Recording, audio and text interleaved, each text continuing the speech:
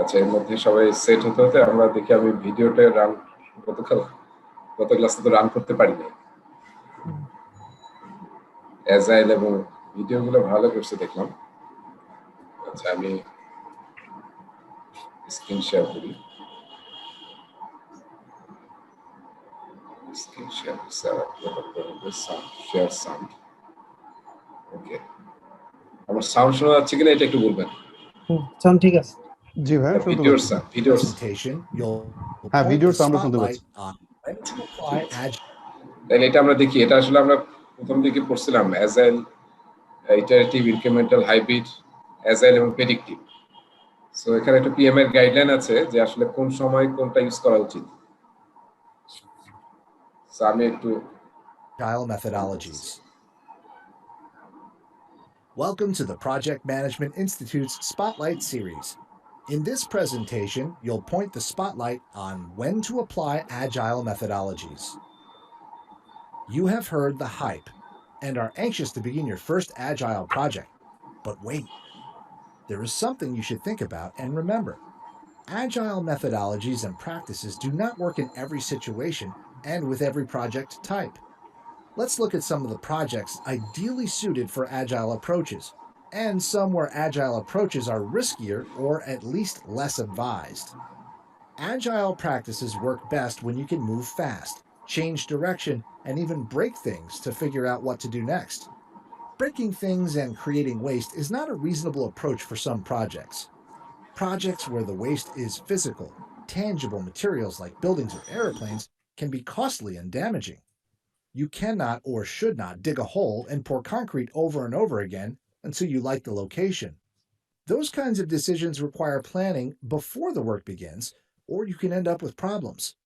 Likewise, applying a coat of paint to get user feedback on the best color may work in limited situations, but in most projects, the time and cost to paint and repaint is counterproductive and expensive. Meanwhile, projects involving virtual or intellectual materials are better suited for Agile approaches. Software development is where the approach began and still reigns, for obvious reasons. Software is developed with a lot of unknowns and potential situations for miscommunications or misunderstandings between development teams and end users. Agile approaches provide freedom to explore, engage, and react. And since code and other computer work can be deleted, updated, reworked, and refactored, there is little loss. Yes, time was lost in its creation, but it is far less than the time spent creating something no one wants, can't use, or that doesn't meet the need. Beyond software development, there are other places where Agile methodologies could fit, depending on the willingness of the organization and the purpose of the endeavor. Research and development, such as experimenting with potential pharmaceuticals or exploring new approaches to arrange a travel excursion, lends itself to the Agile approach.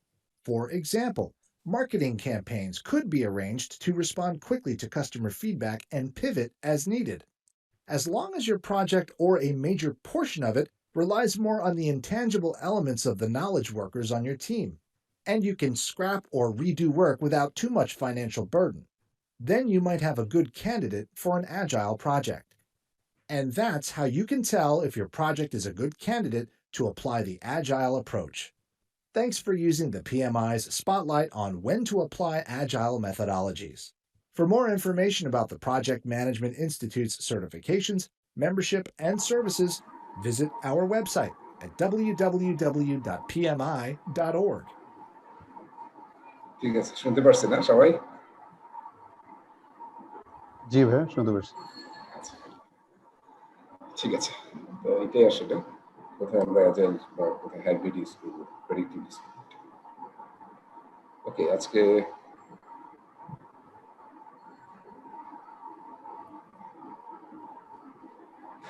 শুরু করবো হচ্ছে আমরা topic দিয়ে empower team members and stakeholders. তো এটা শেষ করেছি আমরা না গত ক্লাসে। শুরু করবো হচ্ছে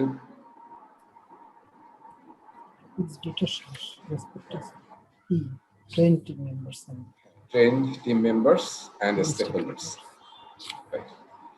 ঠিক আছে, মানে আমরা এখন টিম তৈরি করতেছি, তো আমাদের টার্গেট হচ্ছে creating a high performing team তৈরি করা। সো টিম তৈরি করতে গিয়ে আমাদেরকে আসলে আমরা বললাম যে আমাদের টিমটা এমন হওয়া দরকার যেটা আসলে জেনারেলাইজ স্পেশালিস্ট হবে, যদি হয় আর কি, অ্যাজাইল টিম হয় এবং টি শেপ লোকজন থাকবে। আর প্রেডিক্টিভ অ্যাপ্রোচে তো আমরা জানি যে যে টাইপের কাজ করবো আমরা সেই টাইপের লোকজনকে আমরা একত্রিত করি কাজ করার জন্য। সো এখন দেখতে হবে যে আমাদের টিমের মধ্যে মানে কম্পিটেন্সি লেভেলটা কোথায় আছে টিমের, এবং কোন কোন জায়গায় গ্যাপ আছে, যে গ্যাপগুলোকে আমরা ট্রেনিং দিয়ে মেন্টরিং করে কোচিং করে আমরা স্কিল সেট তৈরি করতে পারবো যাতে তারা প্রজেক্টে কাজ করতে পারে। সো এটা একটা কমন প্র্যাকটিস, সব প্রজেক্টই ট্রেনিং একটা পার্ট থাকে। সো এবং এটা আমরা মানে একটা সবসময় একটু মনে রাখতে হবে, যেমন গভর্নমেন্ট প্রজেক্টে প্রচুর ট্রেনিং থাকে কম্পোনেন্ট হিসাবে, তো প্রাইভেট সেক্টরেও যদি আপনি এরকম না করেন, যে শুরুতেই যদি প্ল্যান না করেন যে কি কি ট্রেনিং লাগবে আপনার টিমের, আইডেন্টিফাই না করা এবং বাজেট না করা, তাহলে কিন্তু প্রজেক্টের শেষের দিকে গিয়ে বা মাঝখানে কিন্তু বাজেট বের করা খুব টাফ হয়ে যায়, স্পেশালি প্রাইভেট সেক্টরে। সো দ্যাটস ওয়াই আপনাকে এই টপিকটার উদ্দেশ্য হচ্ছে যে আমার স্কিল গ্যাপ দেখা, এখন স্কিল কি আছে, কম্পিটেন্সি লেভেল কি আছে, আমার কি কি ট্রেনিং নিডস আছে সেটাকে অ্যানালাইসিস করা এবং সেই ট্রেনিংটার শিডিউল করা, প্ল্যান করা throughout the project. So determine required competencies and elements of training. তাহলে এই টপিকটা করতেছি, এই টপিকের একটা মেজর টেকঅ্যাওয়ে যেটার সাথে অনেকগুলো প্রশ্ন ঘুরে ফিরে আসতে পারে, সেটা হচ্ছে যে প্রথম কাজ কি, train team members and stakeholders. এই কাজটা করতে গেলে প্রথম কাজ কি? প্রথম কাজ হচ্ছে আসলে আমরা যেটা বাংলাদেশে বলি ট্রেনিং নিডস অ্যানালাইসিস, তাই না, টিএনএ বলি, ট্রেনিং নিডস অ্যানালাইসিস করা। আগে দেখা দরকার যে আমার কোথায় গ্যাপ আছে, তারপরে আমরা নেক্সট কাজগুলো করবো, ওইটাকে আগে করতে হবে। সো দেখেন এনাবলারটাও কিন্তু ফার্স্ট সেটাই বলতেছে, determine required competencies and elements of training, determine training options based on training needs. এই ট্রেনিং অপশনসে আমরা অনেক কথা বলবো, যেহেতু আজকে আমরা মানে এখন শুধু ক্লাসরুম ট্রেনিং হয় না, এই যে আমরা এখন ভার্চুয়াল ক্লাস করতেছি, আমি যে ট্রেনিংটা নিচ্ছি আপনাদের সাথে সেই ট্রেনিংটার নাম কি বলা যায় এটাকে? অনলাইন ট্রেনিং বলতে পারেন। Online training. অনলাইনে কিন্তু অনেক ধরনের ট্রেনিং আছে, একটা যেমন রেকর্ডেড থাকে, আপনি যেমন লিঙ্কডইন ভিডিও, লিঙ্কডইনের লার্নিং তো অনেকে বোধহয় ইউজ করছেন, লিঙ্কডইন লার্নিং, ওখানে কিন্তু ভিডিও রেকর্ডেড হয়ে আছে, আপনি যা যখন ইচ্ছা অন করে দেখলেন। ওইটার সাথে আমারটা একটু পার্থক্য আছে না, আমি কিন্তু ইনস্ট্রাক্টর লেড বলতেছি, মানে এডুকেশন প্রিপারেশন ট্রেনিং, জি, অনলাইন লাইভ ট্রেনিং। হ্যাঁ, লাইভ ট্রেনিং এবং উইথ ইনস্ট্রাক্টর, মানে অনলাইনে আছে কিন্তু ইনস্ট্রাক্টর, এটাকে আমরা বলি ইনস্ট্রাক্টর লেড ভার্চুয়াল ট্রেনিং বা instructor led virtual classroom training. হ্যাঁ, সো কি কি অপশনে আমরা ট্রেনিং দিতে পারি? ইনস্ট্রাক্টর লেড, এটা মনে রাখতে হবে। আচ্ছা, সেই অপশনগুলো আমরা দেখবো যে কি কি অপশন আমাদের জন্য স্যুট করে। যেমন যেখানে আপনার অনেক বেশি অডিয়েন্স, অনেক বেশি ট্রেনিং, সেই জায়গায় আসলে অনেক বেটার হচ্ছে সবার জন্য, ধরেন আপনার 5,000 লোকজনকে আপনি ট্রেনিং দিবেন, তখন কিন্তু ক্লাসরুম খুব টাফ, তাই না? তো দেখবেন যে অনেক অর্গানাইজেশন বাংলাদেশে অনেক অর্গানাইজেশন আছে যারা যেমন লিঙ্কডইন লার্নিং এর বা উডিমি কিংবা লিনডা ছিল আগে, এটার কিন্তু কর্পোরেট ইউজার তার মানে এটা পুরো তারা সাবস্ক্রাইব করছে পুরো অর্গানাইজেশনের জন্য, কয়েক হাজার এমপ্লয়ি আছে, তারা যার যেটা কোর্স দরকার তারা সেটা দেখতেছে এট এনি টাইম। ঠিক আছে, তো সেটা ডিপেন্ড করতেছে কোন ধরনের ট্রেনিং অপশনস দেবো আমি, ডিপেন্ড করতেছে আমার, এটা একটা অ্যাট্রিবিউট হতে পারে যে সংখ্যা কত, যাদেরকে ট্রেনিং আপ করতে যাচ্ছে তাদের সংখ্যা কত। আচ্ছা, allocate resource for training, resource allocate করতে হবে। যারা ট্রেনিং নিয়ে কাজ করছি বা ট্রেনিং এর প্ল্যানিং করছি, কেউ কাজ করছেন এখানে, ট্রেনিং অ্যারেঞ্জ করছেন, কেউ ট্রেনিং অ্যারেঞ্জ করার সাথে কেউ ইনভলভ ছিলেন? এটা কিন্তু একটা ভালো এক্সপিরিয়েন্স, এই এক্সপিরিয়েন্সটা এখানে কাজে লাগবে এই টপিকে। আচ্ছা, এনশিওরিং ট্রেনিং অকার্স, শুধু প্ল্যান করলেই তো হবে না, আমাদের দেখতে হবে যে ট্রেনিং যেটা অবশ্যই ঘটে, হ্যাঁ, অকার করে, এবং মেজারিং ট্রেনিং আউটকামস, এটা হচ্ছে আরো মানে বেশি ইম্পর্টেন্ট, যে আমরা যে ট্রেনিং দিলাম কেন, যাতে যে কাজটা সে করবে প্রজেক্টে সেটা যাতে সে করার জন্য ক্যাপেবল হয়।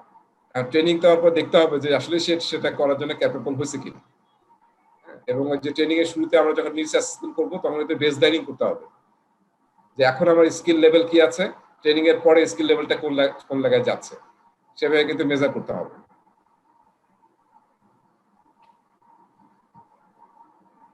আচ্ছা, এখানে ডেলিভারেবলস এবং টুলস এখানে আসলে একটা একটার সাথে connected. Training and mentoring plan করতে হবে, ট্রেনিং কস্ট এস্টিমেট করতে হবে, নাহলে এই বাজেট আমরা কিন্তু পাবো না। বাজেটটা এস্টিমেট করে ফেলতে হবে, ট্রেনিং ক্যালেন্ডার সেট করতে হবে এবং অ্যাসেসমেন্ট রাখতে হবে যে আমাদের বেসলাইন কি ছিল এবং ট্রেনিং দেওয়ার পর কি ইমপ্রুভমেন্ট হচ্ছে। Certification is another new thing না? নিউ থিং মানে কি, এখন যে কোভিড এর মধ্যে সবাই কি ব্যাগ ভর্তি সার্টিফিকেশন কালেক্ট করছে নাকি? কোভিড এর মধ্যে সার্টিফিকেশন এখন একটা বড় রোল প্লে করতেছে প্রফেশনাল লাইফে। এবং আমরা যারা আসলে 10 বছর 15 বছর এক্সপিরিয়েন্স হয়ে গেছে ক্যারিয়ারের কিন্তু গ্রোথের জন্য এটা একটা মানে অ্যাট্রিবিউট যেটা আপনার থাকা দরকার। এবং এখন অনেক জায়গায় আপনার সার্টিফিকেশন ছাড়া ইয়া হচ্ছে না। যেমন আমার এখন একজন ট্রেনিং করতেছে এনজিও, ওনার এনজিও ব্যাকগ্রাউন্ড, তো ওনার জন্য পিএমপি সার্টিফিকেশনটা এত ইম্পর্টেন্ট। মানে অনেক জায়গায় খুব ভালো চাকরি ইয়ে আছে কিন্তু সার্টিফিকেশন চাচ্ছে, পিএমপি সার্টিফাইড হতে হবে। সো এই জিনিসগুলা খুবই ইম্পর্টেন্ট আমাদের প্রফেশনাল লাইফে এখন। প্রজেক্টের জন্যও কিন্তু ইম্পর্টেন্ট। প্রজেক্টের জন্য এরকম করতে হয়, যেমন যখন কোনো বড় ইআরপি ইমপ্লিমেন্ট হয়, যেমন ওরাকল বা এসএপি, তখন কিন্তু যেহেতু অর্গানাইজেশনে আমরা কিন্তু সেটাকে রান করবো যখন সেট হয়ে যাবে, প্রজেক্ট টিম কাজ করে যাওয়ার পরে তাদের কিন্তু ট্রেনিং দেওয়া হয় যাতে তারা বিভিন্ন সার্টিফিকেশন নিতে পারে। এসএপির বিভিন্ন লেভেলের সার্টিফিকেশন আছে, ওরাকলের বিভিন্ন লেভেলের সার্টিফিকেশন আছে।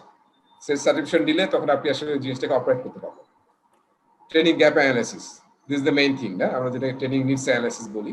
তারপর ট্রেনিংটাকে ঘটাতে হবে। Training is the main output. এই টপিকটার মেইন আউটপুট হচ্ছে ট্রেনিং।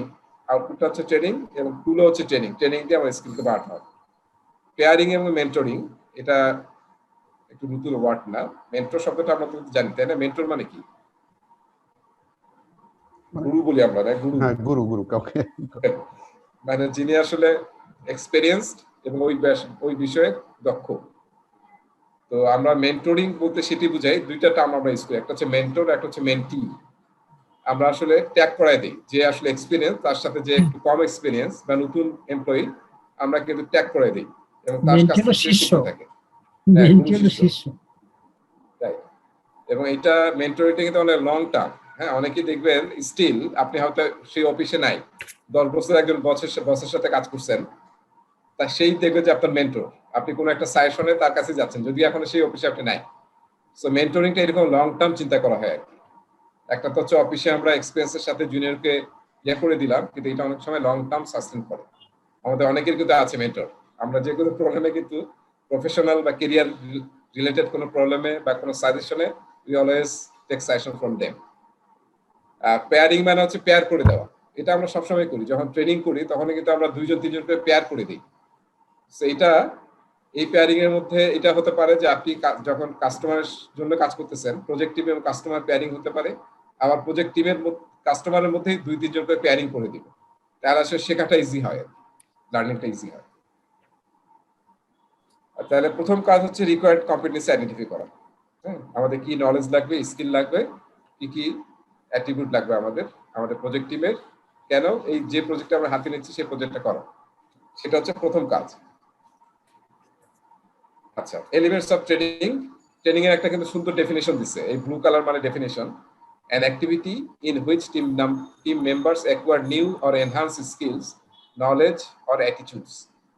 আমরা অ্যাটিটিউডের জন্য কিন্তু প্রচুর ট্রেনিং দিই, তাই না? এবার আসলে সফট স্কিলের ট্রেনিং সবচেয়ে বেশি হয়। তো দেখেন ট্রেনিং এর ডেফিনেশনটা সুন্দর। Provided to teams, small groups or individuals. Training আমরা ইন্ডিভিজুয়ালি দিতে পারি, স্মল গ্রুপকে দিতে পারি, যেমন আমাদের এই ট্রেনিংটা স্মল গ্রুপকে দেওয়া হচ্ছে। তারপরে ম্যানেজমেন্টের ট্রেনিং দেই, টেকনিক্যাল ট্রেনিং দেই, অথবা অ্যাডমিনিস্ট্রেটিভ টপিকের উপর ট্রেনিং দেওয়া হয়। আচ্ছা, এই যে 5-6টা জিনিস, এটা আসলে ইম্পর্টেন্ট। আমার মনে হয় পরীক্ষার জন্য ইম্পর্টেন্ট এবং আমাদের বোঝার জন্য ইম্পর্টেন্ট। যেটা আসলে কি ধরনের ট্রেনিং আমরা দিতে চাই, ডিফারেন্ট অপশন, ট্রেনিং অপশনস। একটা হচ্ছে ইনস্ট্রাক্টর লেড ক্লাসরুম, যেটা আমরা ফিজিক্যাল ক্লাসরুম ট্রেনিং বলি, ঠিক আছে? যেটা আমাদের ট্রেডিশনাল ছিল, এখন আমরা বেশিরভাগ ট্রেনিং এ আর এভাবে নিতে পারছি না। Instructor led classroom training. আর একটা হচ্ছে ভার্চুয়াল ক্লাসরুম, যেটাকে আমি বলতেছিলাম ইনস্ট্রাক্টর লেড ভার্চুয়াল ট্রেনিং। সেটাকে এখানে বলছে ভার্চুয়াল ক্লাসরুম। তার মানে এখানে কিন্তু ইনস্ট্রাক্টর প্রেজেন্ট থাকবে, ঠিক আছে? রেকর্ডেড না। আর এই যে রেকর্ডেড কোনটা, এটা সেলফ বেসড ই লার্নিং, এটা হচ্ছে রেকর্ডেড। যেমন ইডুমি বা লিঙ্কডইন লার্নিং বা লিন্ডা, নানান ধরনের প্ল্যাটফর্ম আছে। তো সেই প্ল্যাটফর্মে যদি আপনি সাবস্ক্রিপশন করেন তাহলে at any time you can learn from the recorded video. সেটা হচ্ছে রেকর্ডেড ভিডিও। ডকুমেন্ট রিভিউ, এটা তো আমাদের সবচেয়ে মানে ঐতিহাসিক লার্নিং প্রসেস আর কি। স্কুলের পড়াশোনা থেকে শুরু করে সবকিছু আমরা ডকুমেন্ট রিভিউ করে পড়ি আর কি। আচ্ছা, ইন্টারঅ্যাক্টিভ সিমুলেশনস, এটা আসলে যদি সিমুলেটর থাকে, সিমুলেটর দিয়ে যদি আপনি শেখেন আর কি, হ্যাঁ, অনেক জায়গাতে ইউজ করা হয়, আমাদের দেশে হয়তো খুবই কম ইউজ হয়। বাইরে বিভিন্ন ধরনের সিমুলেশন দিয়ে মানে ছোট বাচ্চাদেরও শেখানো হয় যে এটা কিভাবে করা হয়। এটা আমাদের দেশে ইউনিভার্সিটিতে যে এগুলো ল্যাবে ইউজ করে। হ্যাঁ, ল্যাবে প্রচুর সিমুলেশন আছে। ল্যাবে সিমুলেশন করে এগুলো রিসার্চ কাজগুলো করার জন্য। আচ্ছা, অন দ্য জব ট্রেনিং, এটা কি, এটা হচ্ছে মানে কি ফ্রি অফ কস্ট ট্রেনিং নাকি? বাংলাদেশে এইটাই সবচেয়ে বেশি দেখা যায় যে লোকজনকে মানে জয়েন করানো হয়, হওয়ার পরে আসলে স্পেশালি প্রাইভেট সেক্টরে দেখা যায় আসলে অন দ্য জব ট্রেনিংটি আসলে তার মেইন ট্রেনিং। সো কাজ করতে করতে শেখা, এবং এটা আসলে খুবই ভালো একটা অপশন, শেখার জন্য খুব ভালো অপশন। আচ্ছা, এতক্ষণ যেটা আমরা করলাম তার উপরে একটু গাইডলাইন দিচ্ছে, যে guidelines to determine required competencies, কিভাবে আমরা কম্পিটেন্সি আইডেন্টিফাই করব। প্রথম যেটা করতে হবে, what knowledge will be required for this stakeholder to perform as expected with a new solution. যে প্রজেক্ট আমরা নিচ্ছি সেটা ক্যারিয়ার করার জন্য আমাদের কি কি স্কিল লাগবে।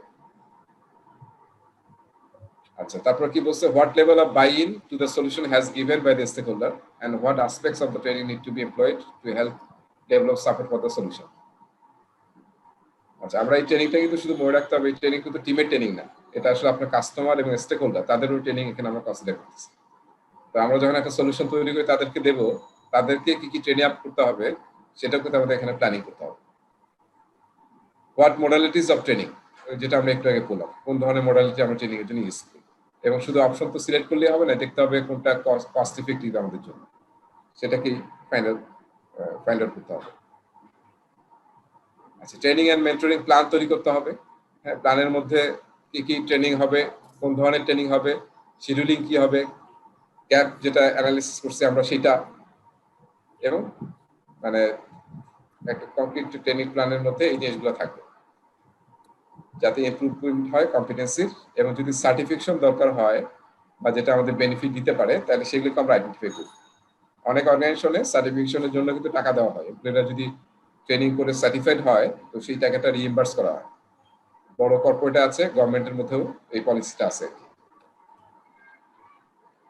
সো এই যে আমরা মেইনলি তিন ধরনের ট্রেনিং অপশন নিয়ে কথা বললাম। একটা হচ্ছে ভার্চুয়াল ইনস্ট্রাক্টর লেড ট্রেনিং, যেটা আমি নিচ্ছি আপনাদেরকে, সেলফ পেস্ট রিলার্নিং, যেটা হচ্ছে ভিডিও রেকর্ডেড কোর্স, আর ডকুমেন্ট রিভিউ। সো কোনটা দিয়ে কি বুঝায় আমরা অলরেডি এখন সবাই এক্সপেরিয়েন্স, তো এখানে জাস্ট এক্সাম্পল দিয়ে বলা আছে যে কোনটা কি মিন করে। আমার মনে হয় এখানে কারো কনফিউশন নাই তো, তাই না? কারো কনফিউশন থাকার কথা না। ওকে, আচ্ছা, ট্রেনিং কস্ট এস্টিমেট, এটা পরীক্ষার জন্য ইম্পর্টেন্ট একটা স্লাইড, মানে যেটা হচ্ছে মাল্টিপল রেসপন্স, এমআর মানে হচ্ছে মাল্টিপল রেসপন্স টাইপ কোশ্চেন আসবে পরীক্ষায়। তখন আসলে আপনাকে বলবে যে ট্রেনিং কস্ট, আপনি একটা প্রজেক্ট ম্যানেজার, কোন একটা প্রজেক্ট শুরুর আগে শুরুতে বা মাঝখানে আপনি ট্রেনিং অ্যারেঞ্জ করতেছেন, তো অ্যারেঞ্জ করার জন্য ট্রেনিং এর লজিস্টিক আইডেন্টিফাই করার চেষ্টা করতেছেন। তো ট্রেনিং এস্টিমেশন করতে গেলে কস্ট এস্টিমেট বলে কি কি আইটেম আপনাকে কনসিডার করতে হবে, এই যে this are the items.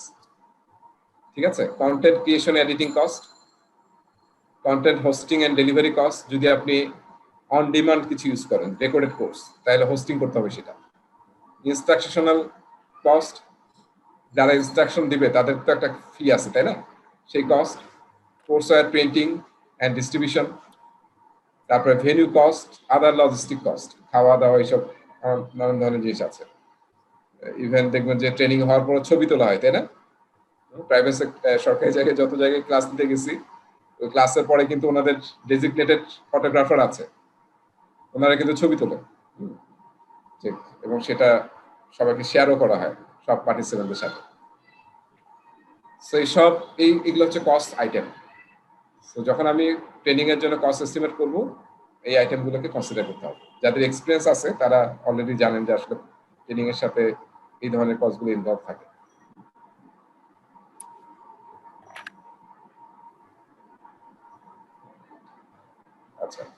Training calendar তৈরি করতে হবে, ঠিক আছে?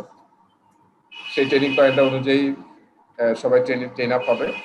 তারপরে ট্রেনিং শুরু হওয়ার পরে ক্লাস রোস্টার মেনটেন করতে হবে, মানে কয়টা থেকে কয়টা কোন চ্যাপ্টার পড়ানো হবে বা কোন টপিক পড়ানো হবে, এবং অবশ্যই সিগনেচারের ব্যবস্থা থাকতে হবে যাতে সবাই ক্লাসে অ্যাটেন্ড করছে কিনা।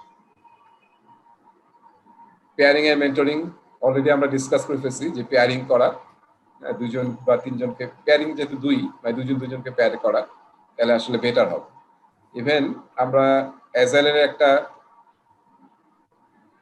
আমরা বোধহয় ডিসকাস করছিলাম, স্ক্রাম বলছিলাম, তাই না? স্ক্রাম যেমন সবচেয়ে পপুলার ইউজ হয়, আর একটা সফটওয়্যার ডেভেলপমেন্টে ইউজ হয় হচ্ছে মেথড অ্যাপ্রোচ, সেটা হচ্ছে এক্সট্রিম প্রোগ্রামিং। হ্যাঁ, এক্সট্রিম প্রোগ্রামিং নিয়ে আমরা একটা লেকচার নেব, মানে লিন, এক্সপি, কানবান, স্ক্রাম নিয়ে আলাদা আমরা একটা সেশন নেব। তো এক্সপিতে আজকে এক্সপি নিয়ে আরো কিছু আলোচনা করবো। এক্সপি নিয়ে এটা আসলে সফটওয়্যার ডেভেলপমেন্টের ম্যাথোলজি হিসেবে ইউজ হয়। তো এক্সপির 12-13টা প্রিন্সিপাল আছে, তার মধ্যে একটা প্রিন্সিপাল হচ্ছে পেয়ার প্রোগ্রামিং। পেয়ার প্রোগ্রামিং মানে হচ্ছে দুইজন প্রোগ্রামার, পিসি হচ্ছে একটা, ঠিক আছে, ল্যাপটপ একটা, কিন্তু প্রোগ্রামার দুইজন প্রোগ্রামার কাজ করবে একই ল্যাপটপে। তার মানে একজন যখন কোডিং করবে সে তখন ড্রাইভার, আর যে পাশে বসে সে তখন প্যাসেঞ্জার। সে তাকে সাইজ করবে, দেখবে, অ্যাডভাইস করবে। আমরা জানি যে 2 হেড ইজ বেটার দেন 1। এরপরে আধা ঘন্টা বা 45 মিনিটস পরে জায়গা চেঞ্জ হবে। এখন যে অ্যাডভাইস দিচ্ছিল সে চলে আসবে ড্রাইভিং সিটে, আর সে চলে যাবে প্যাসেঞ্জার সিটে। এইভাবে আসলে নলেজ শেয়ারিং করে এবং দুইজনের মাথা খাটায় প্রোগ্রামিংটা করা হয়। এটাকে বলা হয় পেয়ার প্রোগ্রামিং। সো অনেকেই বলতে পারে যে এটা আসলে তো একজন রিসোর্স তো আনইউজ থাকতেছে হাফ অফ দ্য টাইমস, কিন্তু আসলে এখানে রেজাল্ট দেখা গেছে, রেজাল্ট ইজ মানে অনেক গুড রেজাল্ট। হ্যাঁ, কোডের আপনার স্ট্যান্ডার্ড, লজিকের স্ট্যান্ডার্ড, অ্যালগরিদমের স্ট্যান্ডার্ড, মানে বেটার আউটপুট পাওয়া যায়। সো অনেক অর্গানাইজেশন কিন্তু এক্সপি পেয়ার প্রোগ্রামিং ইউজ করে। এই যে দুজনের মানে প্রোগ্রামিং এর সিস্টেমও তো আলাদা হতে পারে, দুজনের ওয়ে অফ থিংকিং।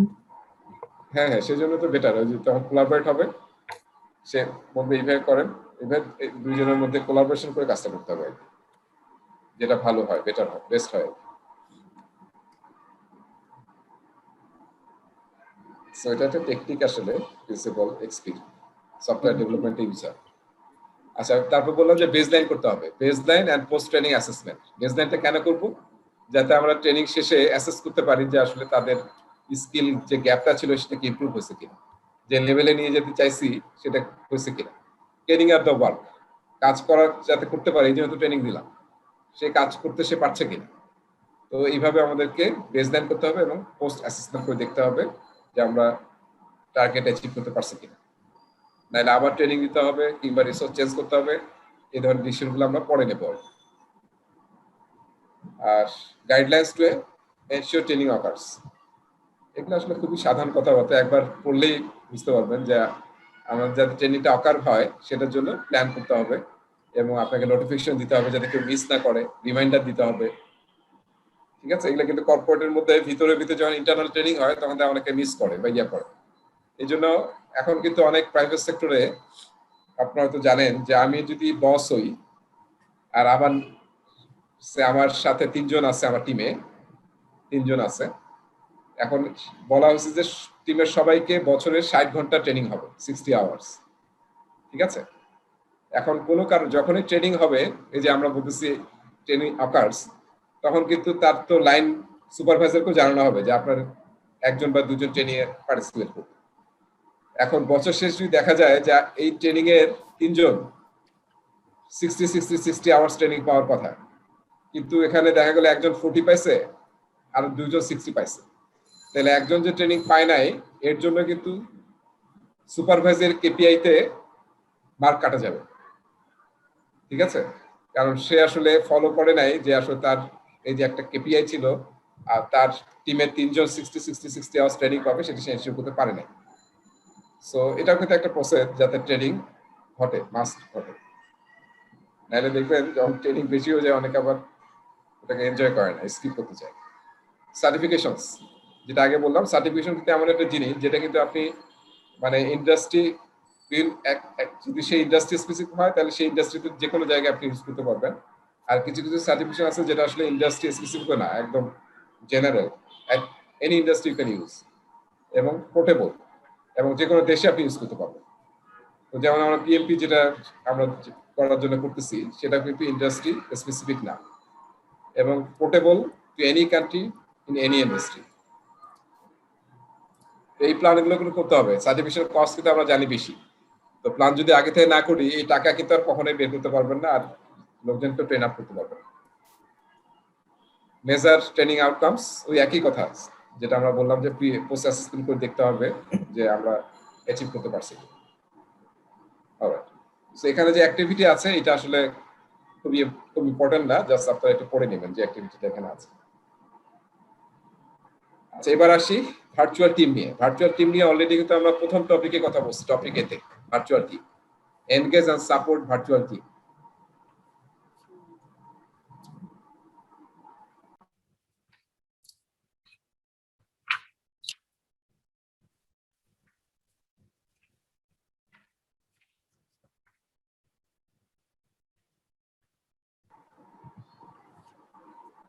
আমি একটু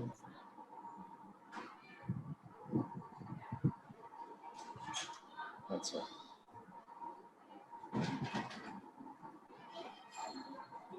engage and support virtual teams. আচ্ছা, ভার্চুয়াল টিম তো আমরা কোভিড এর কারণে তো সবাই বুঝে গেছে যে কি কি ভার্চুয়াল টিম কিভাবে কাজ করে। তো আমাদের এখন ভার্চুয়াল টিম তো আসলে অনেক আগে থেকে আমরা ইউজ করতেছি, যেহেতু ডাইভার্সিফিকেশন, তারপরে প্রজেক্ট এমন হয়েছে গ্লোবাল টাইপ ইনিশিয়েটিভ, তাই না? একটা প্রজেক্টে বিভিন্ন দেশের লোকজন কাজ করতেছে, বিভিন্ন কালচারের, বিভিন্ন ল্যাঙ্গুয়েজের, বিভিন্ন রিলিজনের, বিভিন্ন রিজিয়নের লোকজন কাজ করতেছে। সেই যে একটা ডাইভার্সিফিকেশন, হ্যাঁ, এটা তো আসলে ভালো। ডাইভার্সিফিকেশন এবং ইনক্লুশন ইজ বেটার, গুড। এবং ভার্চুয়াল টিমে কাজ করলে একটা বড় বেনিফিট হচ্ছে সময়ের একটা বেনিফিট অনেক সময় পাওয়া যায়, টাইমের। কারণ ডিফারেন্ট রিজিয়নের লোক যখন কাজ করবে তখন আসলে ইচ্ছা করলে আপনি আপনার টাইমকে ডাবল ট্রিপল করতে পারেন। হ্যাঁ, একটা ফেমাস বই আছে, বইটার নাম হচ্ছে world is flat, world is flat by Friedman, পুরো নামটা মনে নেই, ফ্রিডম্যান। এই বইটাতে দেখবেন যে আসলে বইটা অনেক অনেক আগে লাগে, 2001-2 দিকে মোস্ট প্রবাবলি। সে সময় উনি ইন্ডিয়া ভিজিট করে বলতেছিলেন, আমেরিকার আর কি, ইন্ডিয়ান ভিজিট করে বলতেছিলেন যে ওখানে একটা অফিস ফুল টাওয়ার, সেই টাওয়ারের মধ্যে যত এমপ্লয়ি আছে সবাই ইউএস এর কোনো না কোনো প্রাইভেট কোম্পানির, প্রাইভেট কর্পোরেটের এমডি বা সিনিয়র ম্যানেজমেন্টের পিএস হিসেবে কাজ করে এরা, হ্যাঁ, ভার্চুয়াল অ্যাসিস্ট্যান্ট হিসেবে কাজ করে। তো এইভাবে ওই যে ইউএস এর যে সিইও, উনি যখন অফিস থেকে বের হয়ে যান তখন উনি কাজ অ্যাসাইন করে দিয়ে যান ইন্ডিয়ান তার পিএস কে। ওই সময় কিন্তু ইন্ডিয়ায় কি হচ্ছে, মর্নিং হচ্ছে। তো উনি যখন অফিস থেকে চলে গিয়ে বাসায় রেস্ট নিচ্ছে তখন কিন্তু ইন্ডিয়া অফিস শুরু হচ্ছে। তো উনি ওই ভার্চুয়াল অ্যাসিস্ট্যান্ট কিংবা পিএস গিয়ে কিন্তু কাজ শুরু করতেছে, স্যার কি কাজ দিচ্ছে, তো সেই কাজগুলো সে প্রিপেয়ার করতেছে। পরে যখন ইন্ডিয়ান সন্ধ্যাবেলায় চলে যাচ্ছে তখন সে সাবমিট করে চলে যাচ্ছে। তো এইদিকে আবার ইউএসএ তখন সকাল হচ্ছে। তো ভোরে উঠে কিন্তু আমি দেখতেছি যে everything is ready for me. সেইভাবে কিন্তু অল্প খরচে আমরা অনেক সময় ডাবল করে ফেলতেছি আমাদের কাজ, এবং অর্ধেক কষ্টে। সো এটা হচ্ছে ভার্চুয়াল টিমের একটা বিরাট বেনিফিট, কিন্তু চ্যালেঞ্জ হচ্ছে অনেক, যেহেতু ভার্চুয়ালি কাজ করতেছে। সো এই টিমটাকে কোহেসিভ রাখা, অ্যাজ এ টিম রাখা, এবং সবাই যাতে টিমের গোলে ফোকাস থাকে, শুধু নিজের পার্সোনাল ইন্টারেস্টে না, সেটা মেনটেন করা খুব টাফ। সো এখানে আমরা একটা মেইন টেকে নেব, সেটা হচ্ছে আমরা যখন এই ভার্চুয়াল টিমের কথা বলি তখন সবার আগে মাথায় কি আসে? কেউ বলতে পারবেন যে ভার্চুয়াল টিম দিয়ে যখন আমরা চিন্তা ভাবনা করি যে আমাদের টিমে 50 জন আমরা কাজ করতেছি, আরো 50 জন কাজ করাবো, যারা কেউ ভিয়েতনামে থাকবে, কেউ ইন্ডিয়ায় থাকবে, কেউ ফিলিপাইনে থাকবে, তখন মাথায় কি চিন্তা আসে? Communication gap. কমিউনিকেশন প্রথম চিন্তা আসে যে আমরা কিভাবে কমিউনিকেশন ঠিক করব, তারপর আমাদের মানে কি কি টেকনোলজি ইউজ করতে হবে যাতে আমাদের কমিউনিকেশনটা স্মুথ হয়। এইখানে এই আন্ডারস্ট্যান্ডিংটা ঠিক আছে, কিন্তু এইখানে আমাদের একটা টেকওয়ে, সেটা হচ্ছে যে আগে টেকনোলজি নিয়ে চিন্তা করার আগে চিন্তা করতে হবে যে আসলে আমার কমিউনিকেশনটা কিভাবে হবে সেটার প্ল্যানটা ঠিক করা। টিম চার্টার থাকে, মনে আছে টিম চার্টার নিয়ে আমরা কথা বলছিলাম, একটা টপিকই ছিল টিম চার্টার তৈরি করা, যেখানে শেয়ার্ড ভিশন, তারপরে ওয়ার্কিং এগ্রিমেন্ট, আমাদের কাজের সময় কখন, হ্যাঁ শেয়ার টাইম কখন, তারপরে হচ্ছে যে আমরা যদি ডিসিশন এই ডিসিশনে ভুগি তাহলে আমরা কিভাবে ডিসিশন নেব, তারপর কনফ্লিক্ট হলে কিভাবে সলভ করবো। ঠিক আছে, এই যে এই সমস্ত জিনিস যে আমরা সেট আপ করছিলাম আমাদের টিমের জন্য, যখন ভার্চুয়াল টিম হবে তখন কিন্তু that is much more important, আরো ইম্পর্টেন্ট, তাই না? তো আপনাকে ডাইরেক্টলি টেকনোলজিতে জাম্প না করে আগে চিন্তা করতে হবে যে আমার টিম চার্টারটা এমনভাবে সাজাই ফেলতে হবে যাতে ওইটা ফলো করে টিমের মধ্যে বন্ডিং এবং টাইমিং সবকিছু আমি ঠিক রাখতে পারি। হ্যাঁ, এটা সবার আগে চিন্তা করতে হবে, ডাইরেক্টলি টেকনোলজিতে ঝাঁপিয়ে পড়া যাবে না। এটা কিন্তু এই চ্যাপ্টারের মেইন টেকঅ্যাওয়ে এবং এই কনসেপ্টটা থেকে প্রশ্ন আসবে কিন্তু পরীক্ষায়। কারণ আমরা সরাসরি টেকনোলজিতে যাব না, আগে চিন্তা করব যে আমাদের টিম চার্টারটা, ওয়ার্কিং এগ্রিমেন্টটা, টিম নর্মস এগুলো সেট করতে হবে। তারপর আমরা সেখানেই আমরা সেট করব যে আমরা তাহলে কমিউনিকেশন টেকনোলজি যাতে বেটার হয় তাহলে কোন কোন টেকনোলজি আমরা ইউজ করব। আর অ্যাজাইলের অ্যাপ্রোচ তো মনে আছে না? অ্যাজাইলে আমরা কি বলছিলাম যে ফেস টু ফেস মিটিং, তাই না? প্রিন্সিপাল একটা প্রিন্সিপাল ছিল যে ফেস টু ফেস হচ্ছে সবচেয়ে বেশি পাওয়ারফুল কমিউনিকেশন, তাই না? জি। সো এখন আমরা যেহেতু মানে টেকনোলজির কারণে ভার্চুয়ালি কিন্তু এখন আমরা ফেস টু ফেস হতে পারি খুব ইজি, যে এখন আমরা ফেস টু ফেস কথা বলছি। তো একটা প্রবলেম হয় ভার্চুয়ালি যখন কাজ করা হয় যে আমরা নন ভার্বাল কমিউনিকেশন কিন্তু আমরা অনেক বেশি করি, তাই না? ভার্বাল কমিউনিকেশন চেয়ে যদি ফেস টু ফেস না হয় তাহলে কিন্তু আমি তার নন ভার্বাল ইয়েটা বুঝতে পারছি না, এক্সপ্রেশনটা বুঝতে পারছি না। এবং আরেকটা হচ্ছে যার টোন, হ্যাঁ টোনটা হয়তো আমরা এখন শুনে বুঝতে পারি, কিন্তু যখন আপনি দেখতে পাচ্ছেন এবং টোনটা শুনতেছেন তখন কিন্তু আপনি বুঝতে পারবেন যে সে টোনটা দিয়ে কি বুঝাচ্ছে, ঠিক না? সো টোনটা খুব ইম্পর্টেন্ট, টোন এবং আপনার হচ্ছে ফেসটা। এই জন্য আমাদেরকে যখন টেকনোলজি সিলেক্ট করব এমন টেকনোলজি সিলেক্ট করতে হবে যাতে আমাদের ওই অভাবগুলো দূর করতে পারি আমরা, ফেস টু ফেস যাতে হয়। তো এখন মাইক্রোসফট টিমস বলেন, জুম বলেন, ওয়েবএক্স সবগুলো এখন আসলে এরকম পাওয়ারফুল টুল যেটা দিয়ে আসলে আমরা মনে হচ্ছে যে উই আর টকিং, মানে আমরা খুবই পাশাপাশি আছি। এবং আমার কাছে তো মনে হচ্ছে আমি যখন প্রথম ভার্চুয়াল ক্লাস নেওয়া শুরু করলাম তখন দেখলাম যে মনে হচ্ছিল যে স্টুডেন্টরা আমার খুবই কাছে এবং স্টুডেন্টরাও বা পার্টিসিপেন্টরা ফিল করতেছে যে ইনস্ট্রাক্টর খুবই কাছে, at any time we can touch him. যেটা ক্লাসরুমে মনে হচ্ছে যে একটু দূর, কিন্তু অনলাইনে মনে হচ্ছে যে just I am one click away, you can touch me at any time. So এই হচ্ছে ভার্চুয়াল টিমের ব্যাপার। আমরা এখন দেখি যে এখানে কি আসলে বলছে। Examine virtual team members needs, আসলে ভার্চুয়াল টিম লাগবে কিনা। আমরা দেখলাম যে অনেক বেনিফিট আছে। সো এবং এখন ওয়ার্ল্ডে তাই হচ্ছে, ভার্চুয়ালি আমরা কাজ করতেছি সব জায়গায়। Investigate alternatives for virtual team member engagement. আমাদের যেহেতু এনগেজমেন্ট একটা সবচেয়ে বড় প্রবলেম হবে যে সবাই ঠিকমতো এনগেজ হচ্ছে কিনা, তো সেটার জন্য আমাকে টিম চার্টার এবং টেকনোলজি সিলেক্ট করতে হবে। ঠিক আছে, এদিক দিয়ে যাও। আচ্ছা ঠিক আছে, বাইরে দিয়ে লাগে দেখেন। ওকে,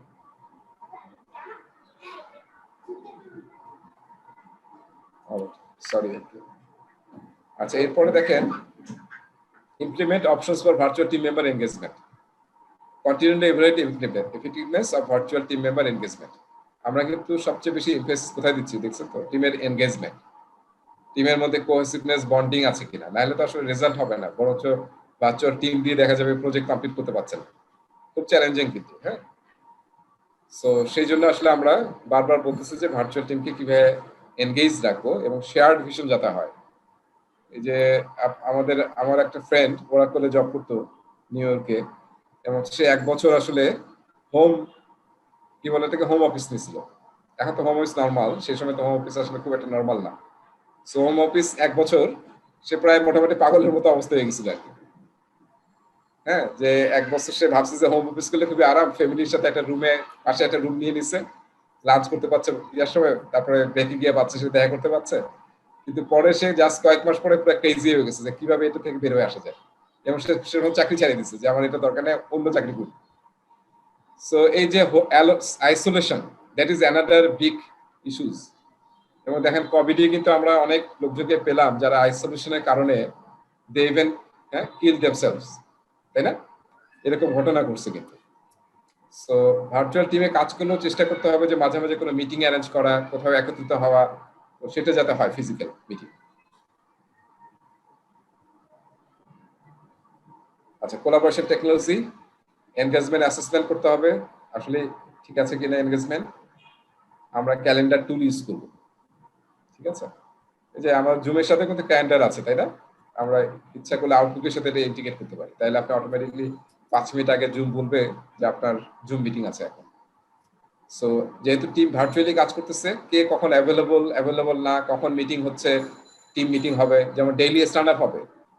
মানে শুনে মানে লাগতে পারে, হাস্যকর লাগতে পারে যে অনেক team virtual daily stand up meeting virtually করে এবং সেটা দাঁড়াই করে, ঠিক আছে? নিজের জায়গায় দাঁড়ায় ভার্চুয়াল মিটিং করে। সো কমিউনিকেশন প্ল্যান একটা বড় মেজর ইস্যু হবে। আর ভেরিয়েন্স অ্যানালাইসিস আসলে বুঝতে সাহায্য করবে যে আমার এনগেজমেন্ট ঠিক আছে নাকি ঠিক নেই। এই ভেরিয়েন্স অ্যানালাইসিস কিন্তু আমরা অনেক জায়গায় দেখি, ঠিক আছে? তার মানে যেরকম এনগেজমেন্ট চাইছিলাম তার চেয়ে ভেরিয়েন্সটা কিরকম হয়েছে, পজিটিভ নাকি নেগেটিভ, নাকি আরো ইমপ্রুভমেন্টের স্কোপ আছে, সেটা মেজার করা এবং নিশ্চিত করা।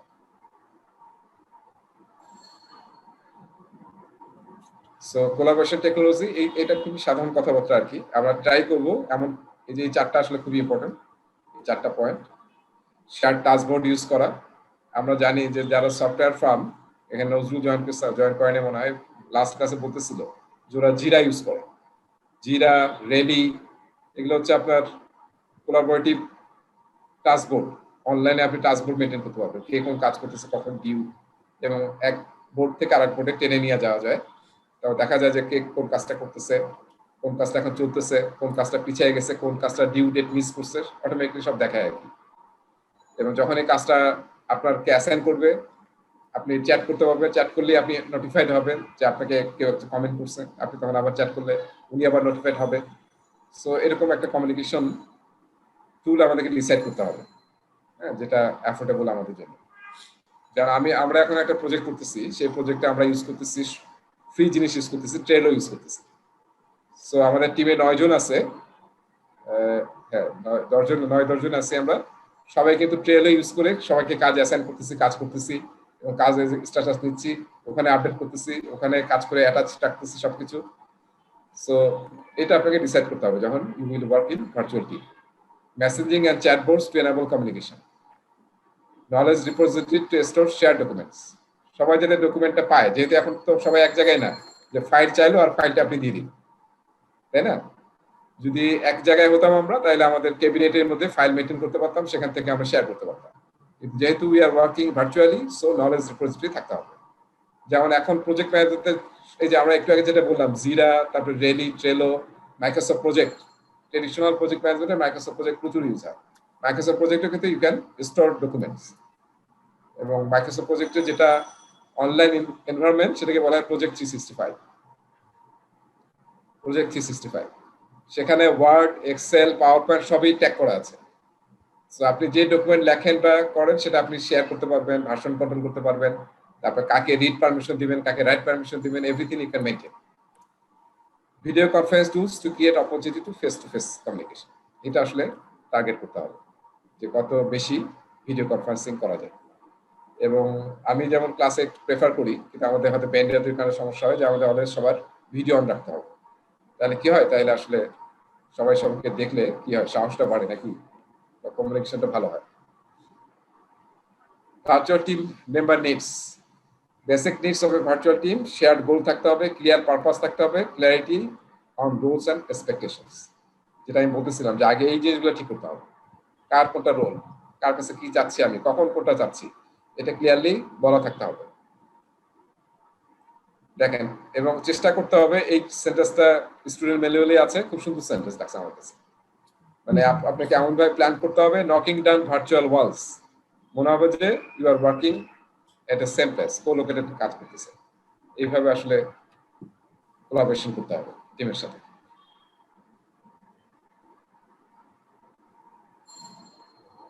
Alternatives for virtual team member engagement, alternative টুলগুলো দেখতে হবে। তার মধ্যে বলতেছে টিম ডাইনামিক্স, ট্রান্সপারেন্সি কিন্তু আমরা বারবার বলতেছি। অ্যাজাইল খুবই ইম্পর্টেন্ট, এবং অ্যাজাইলে যে আমরা স্ক্রাম বলি, স্ক্রামকে বলা হয়, স্ক্রামের 3টা পিলার আছে। স্ক্রামের পিলার কয়টা? 3টা। পরীক্ষার জন্য লাগবে না, কিন্তু আপনার জানা দরকার। 3টা পিলার আছে, সেটাকে সংক্ষেপে মনে রাখার নিয়ম হচ্ছে টিআর। টিতে হচ্ছে ট্রান্সপারেন্সি, আইতে হচ্ছে ইন্সপেক্ট, এতে হচ্ছে অ্যাডাপ্ট। আমার মনে হয় অলরেডি কয়েকবার এই কথাগুলো আমি বলছি, তাই না? ট্রান্সপারেন্সি, ইন্সপেক্ট অ্যান্ড অ্যাডাপ্ট করা, মনিটরিং অ্যান্ড কন্ট্রোল, যেটা আমরা ট্রেডিশনাল প্রজেক্টে বলি, ইন্সপেক্ট অ্যান্ড অ্যাডাপ্ট করা। আর এটা হচ্ছে ট্রান্সপারেন্সি না থাকলে তো কোনোভাবেই টিম কাজ করতে পারবে না, ট্রান্সপারেন্ট থাকতে হবে। এই জন্য অ্যাজাইলে কি করা হয়, মানে যে একদম টাস্ক বোর্ড বা কানবান বোর্ড যাই ইউজ করেন না কেন, সেটা একদম থাকতে হবে সেই জায়গায় যেখানে সবাই দেখতে পারে, ট্রান্সপারেন্ট থাকে সবকিছু। সো যে দায়িত্বটা নিচ্ছে সেটার জন্য সে যাতে অ্যাকাউন্টেবল ফিল করে, এটা নিয়ে আমরা বোধহয় একটা টপিকে আলোচনা করছি, যে অ্যাকাউন্টেবিলিটি থেকে যেটা অ্যাসাইন করতেছি যাতে সে অ্যাকাউন্টেবল ফিল করে। গত ক্লাসে আমরা আলোচনা করছিলাম attention to effective communication. So এই 4টা জিনিস কি focus area. Video conference use করতে হবে যাতে you can see the body language, non-verbal communication, and also can understand the tone. টোনের উপর ডিপেন্ড করে, কিন্তু যখন আমরা রেগে থাকি টোন ডিফারেন্ট হয়ে যায়, যখন হাসি খুশি থাকি তখন টোনটা ডিফারেন্ট হয়। এনেবল ভিজিবিলিটি অফ ওয়ার্ক, যেটার জন্য আমরা কানবান স্টাইল বোর্ড ইউজ করতে পারি। এবং হ্যাঁ, দেখবেন যে এক্সাম্পল দেওয়া আছে স্টুডেন্ট ম্যানুয়ালে। You can use Microsoft project, you can use Jira or Rally or any tool you prefer. Even অনেকে আমরা গুগলের ইউজ করতে পারি, গুগল শিট ইউজ করতে পারি, গুগল ডক ইউজ করতে পারি, যেগুলো কিন্তু শেয়ার্ড এনভায়রনমেন্টে কাজ করে।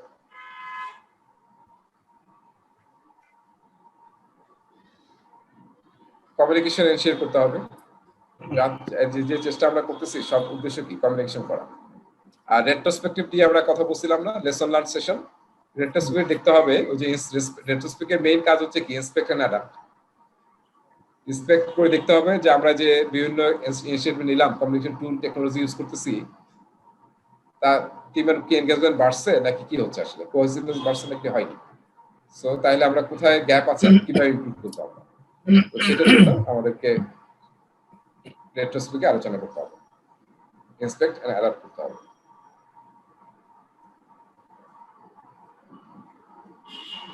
আচ্ছা, এনগেজমেন্ট অ্যাসেসমেন্ট করতে হবে। অ্যাসেসমেন্ট করে দেখতে হবে যে ইমপ্রুভমেন্ট হচ্ছে নাকি ইমপ্রুভমেন্ট হচ্ছে না।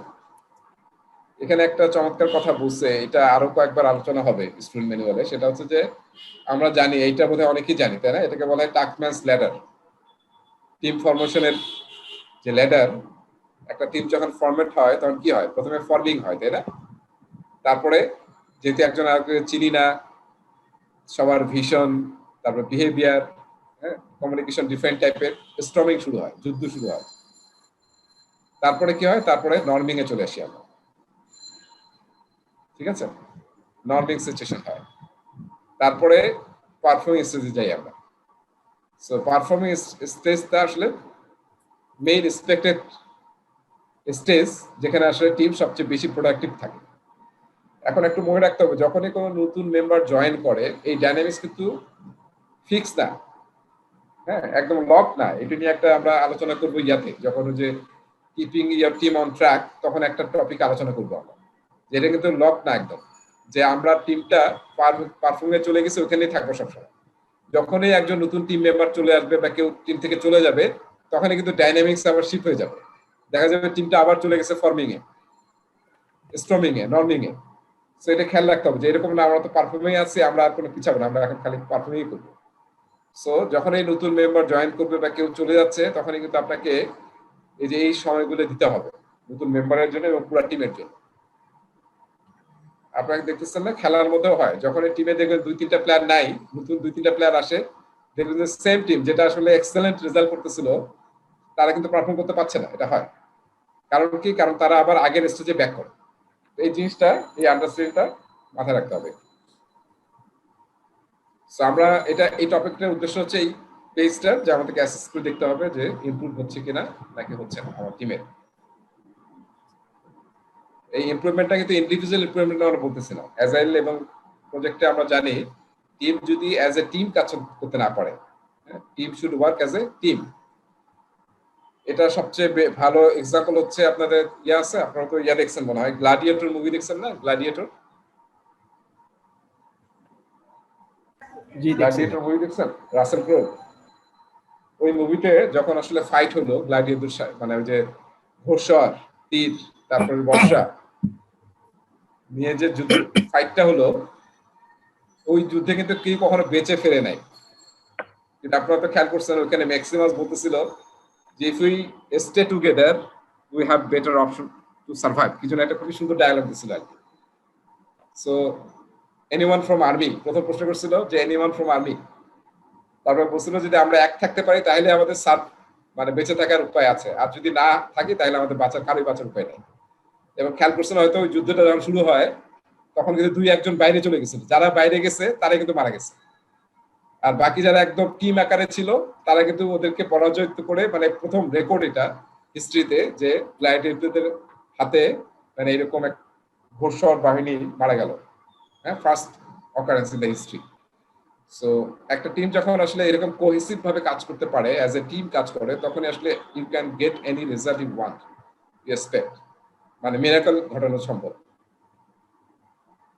সো এইটার কথা কেন বলা হচ্ছে আসলে, হ্যাঁ, টিমের কোহেসিভনেস।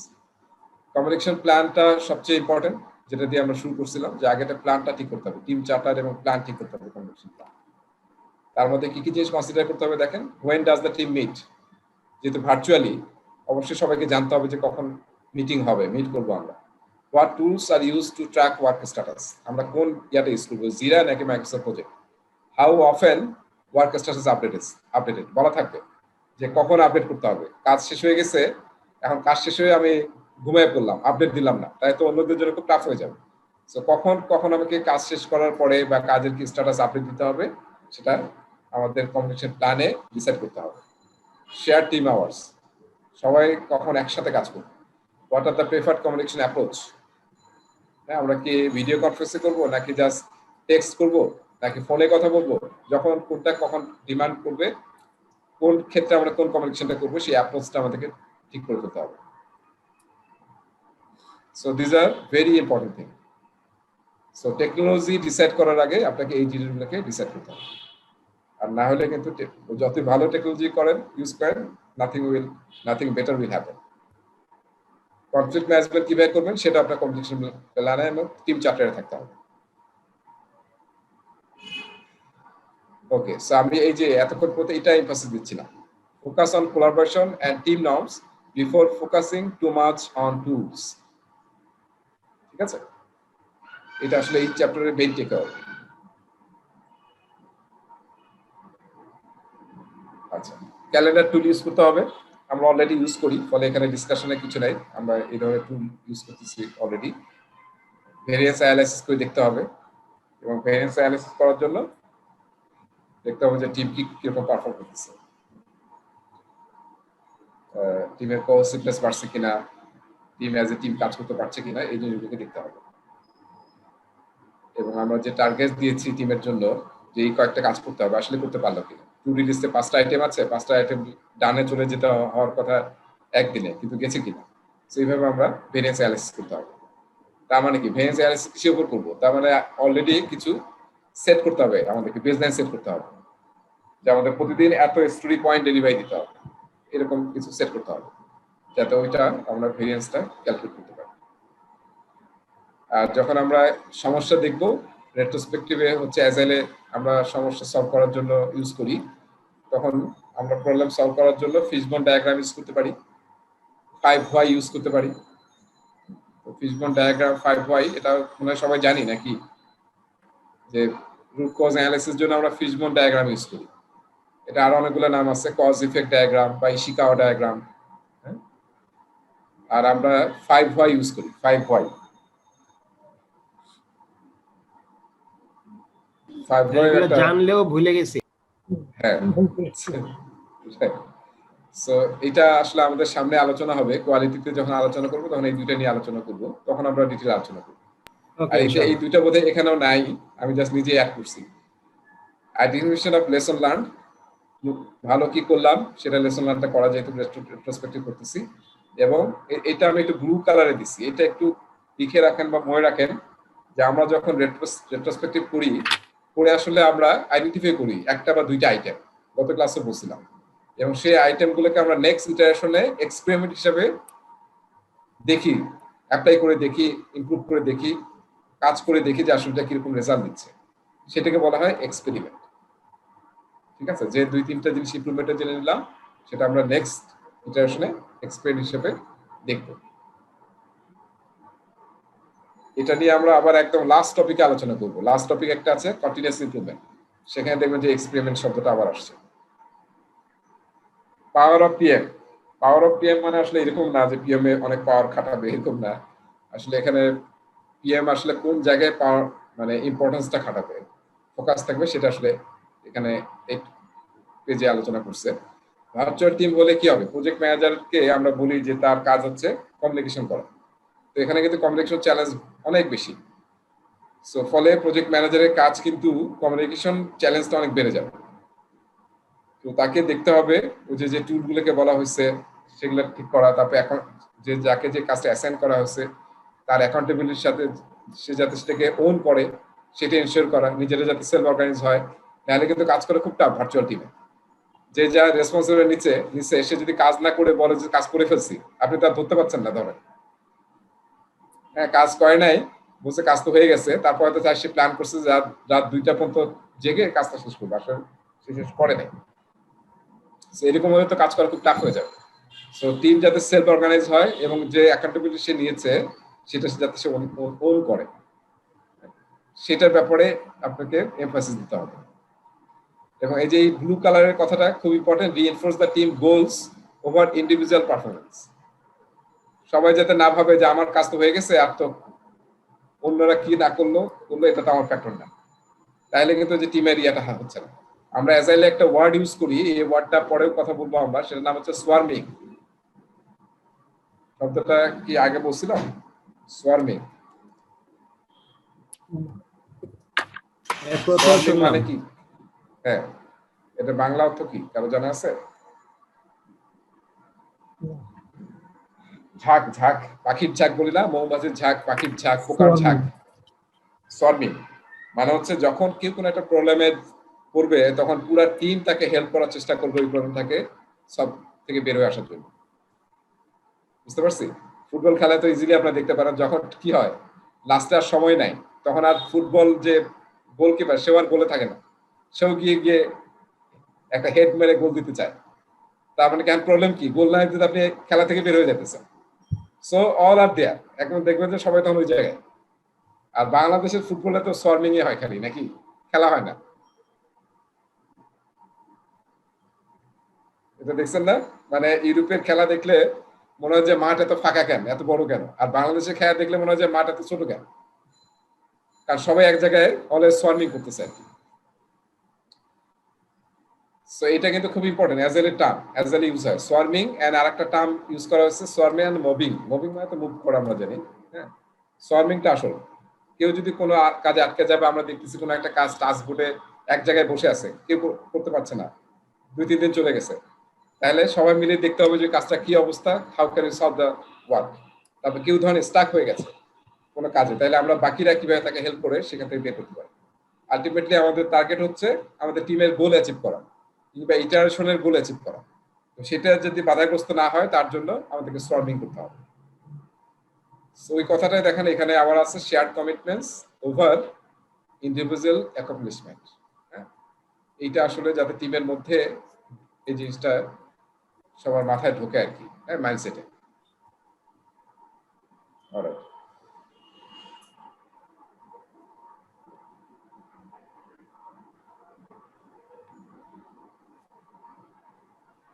আচ্ছা, লাস্টে বোধহয় এটা বোধহয় last slide. Total evaluate the effectiveness of virtual team. আপনাকে এভালুয়েট করতে হবে কন্টিনিউয়াসলি, এনগেজমেন্ট ঠিক আছে কিনা। Track the progress of your teams as they carry out the work and produce deliverables. Ensure meetings as a daily stand-up are not just status updates. এই কথাটা খুবই important, হ্যাঁ, এই লাইনটা। Daily standard meeting is not a status update meeting. কালকে তুমি কি কাজ করছো, কি কাজ করো নাই, এই স্ট্যাটাস আপডেট নেওয়ার মিটিং না কিন্তু এটা। আপনাদের এই যে আমরা আজকে নেক্সট টপিকে পড়বো, আমরা এটার টপিকটা শেষ হওয়ার পরে অবশ্যই চ্যাপ্টার 5 এপিজি মানে কি, এপিজি মানে কি? Agile practice guide. Practice guide. হ্যাঁ, রাইট। চ্যাপ্টার 5 থেকে এই যে আজকে আমি পড়াবো নেক্সট এই ব্রেকের পরে, এরপরে অবশ্যই চ্যাপ্টার 5টা একবার একদম লাইন টু লাইন পড়বেন, কারণ ওই টপিকগুলো আজকে আমি অলরেডি গত ক্লাসে আলোচনা করছি, আজকে আরো ডিটেইল আলোচনা করব। সো স্টার্টার মনে রাখতে হবে, এখান থেকে প্রশ্ন আসবে daily standard is not a status update meeting. এটা কি মিটিং? এটা হচ্ছে value commitment meeting from the team to itself. আমাদের টার্গেট হচ্ছে যে আমরা পুরা টিম কিভাবে এই স্প্রিন্টের বা ইটারেশনের গোল অ্যাচিভ করতে পারি। তো আমাদের ডেইলি স্ট্যান্ড-আপে আমরা সেই কমিটমেন্টটাই করব। দেখেন না, ক্রিকেট খেলা বা ফুটবল খেলার আগে কি হয়, সবাই গোল হয়ে দাঁড়ায় যায় না, ক্যাপ্টেন কিছু কথা বলে, কি বলে আসলে ভ্যালু কমিটমেন্ট, যেমনি হোক জীবন থাকবে না থাকবে, we have to win the match. So daily stand up হচ্ছে সেটা, যে আমাদের যে ভ্যালু কমিট করছি আমরা ইটারেশন প্ল্যানিং এ, যে আমরা এই 4-5টা স্টোরি ডেলিভারি দেব, হ্যাঁ, এবং এই ফিচার ডেলিভারি দেবো, মিনিমাল ভায়াবল প্রোডাক্ট ডেলিভারি দেবো, সেটা যাতে আমরা অ্যাচিভ করতে পারি তার জন্য কি করতে হবে, that we have to decide, এবং সেটা আবার রিফ্রেশ করতে হবে নিজেদের মধ্যে। হ্যাঁ, বাংলাদেশ টিম যেন কি গান গায় একটা ম্যাচ জেতার পরে, আমরা করব জয়, তাই না? জানেন তো নাকি, আমরা করব জয় গানটা গায়। সো ওই আপনাকে আসলে এই ভ্যালু কমিটমেন্ট করতে হবে, আবার রিফ্রেশ করতে হবে, রিফ্রেশ ইয়োরসেলফ, যে আমাদেরকে এই গোলটা অ্যাচিভ করতে হবে। ভিডিও কনফারেন্স টুল ইউজ করতে হবে, কারণ কি ফেস টু ফেস, যত বেশি ফেস টু ফেস করা যায়। আর টাইম বক্স ইওর মিটিংস মানে কি? এটা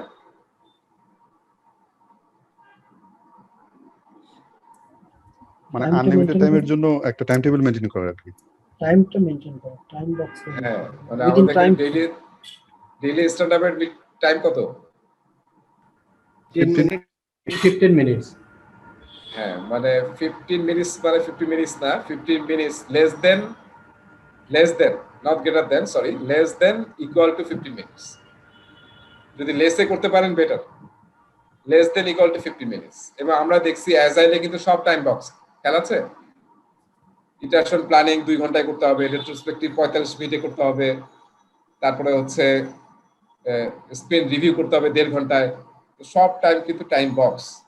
সো ভার্চুয়াল টিম যদি টাইম বক্স মেইনটেইন না করেন, কে কখন কথা বলবে, কে কখন কথা বলবে না, এগুলো যদি সেট না করেন, তাই তো কোনো মিটিংই আসলে ম্যানেজ করতে পারবেন না। একদম টাইম সেট করতে হবে যে আমাদের 9টা থেকে 9:30 পর্যন্ত মিটিং, এর মধ্যেই আমাদের সব ডিসকাশন শেষ করতে হবে।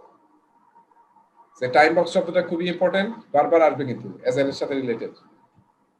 সো ভালো জিনিস, আমরা আমাদের নিজেদের কাজে ইমিডিয়েটলি শুরু করব ইউজ করা। সো ঠিক আছে, এই টপিক শেষ। তাহলে এই টপিকের পিছনেও যে প্রশ্নগুলো আছে এটা জাস্ট একটু নিজেরা দেখে নিতে হবে আসলে। ওকে, অলরাইট। সো আমরা ব্রেক নিচ্ছি 5 মিনিটসের, এরপরে এসে লাস্ট টপিক পড়ব, এবং লাস্ট টপিকটাই সবচেয়ে ইম্পর্টেন্ট টপিক।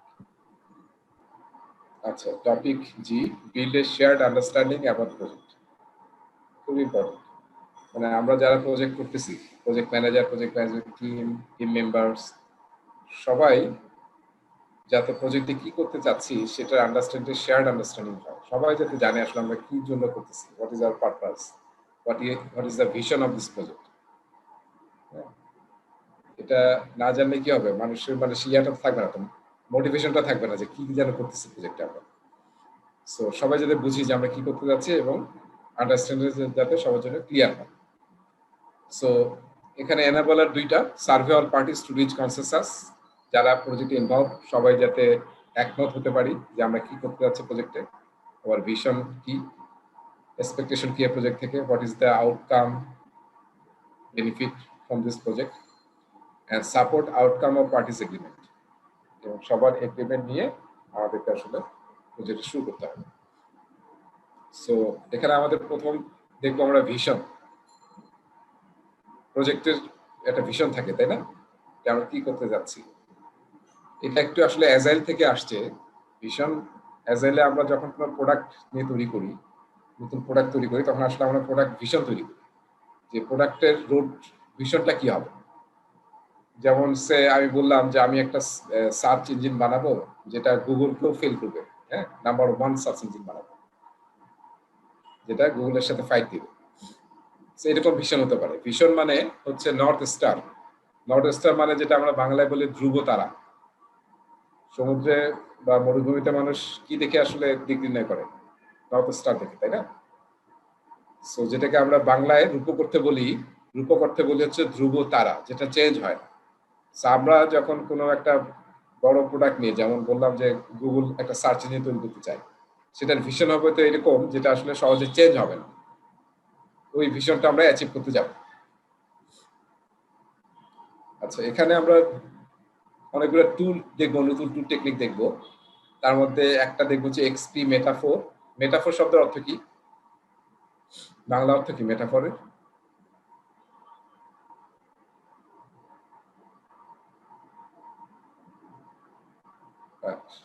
সবাই শুনতেছেন তো না?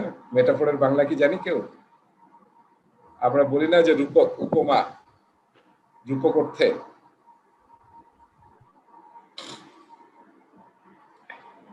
আমার রূপক হিসেবে অনেক কথা বলি না, রূপকথার গল্প সবই তো রূপক টাইপ।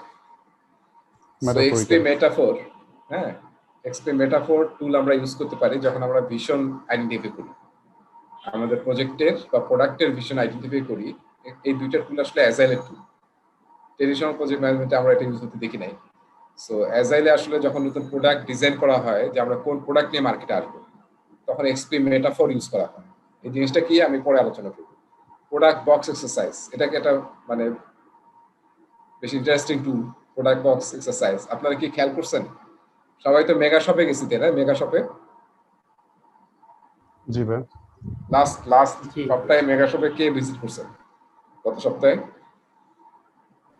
হ্যাঁ, আমি গেছিলাম। কোন নাম কি মেগা শপের নাম? হোলসেলেও গেছি, আগরাতেও গেছি। 11তে গেছে। আচ্ছা আচ্ছা, আমরা খেয়াল করছেন কি আমরা হোলসেল মানে মেগা শপে যাওয়ার সবচেয়ে বড় প্রবলেম কি? আমার মনে হয় না কেউ এখন পারছেন যে আমি একটা জিনিস কিনতে গেছি, one item, I only buy one item, এই জন্যই গেছি মেগা শপে, কিন্তু ফেরার সময় এই একটা আইটেম নিয়ে ফিরছি। এখানে কে কে আছেন? নোবডি। আমি তো এখন পারি নাই আর কি। গেছি একটা কিনতে, পকেটে টাকাও নাই, তারপর দেখা যায় 2-3টে জিনিস কিনে ফেলছি। হ্যাঁ, কার্ড থেকে তার সর্বনাশ। হ্যাঁ, কার্ড থাকার জন্য তার সর্বনাশ। হ্যাঁ, কার্ড থাকলে তো আরো মুশকিল।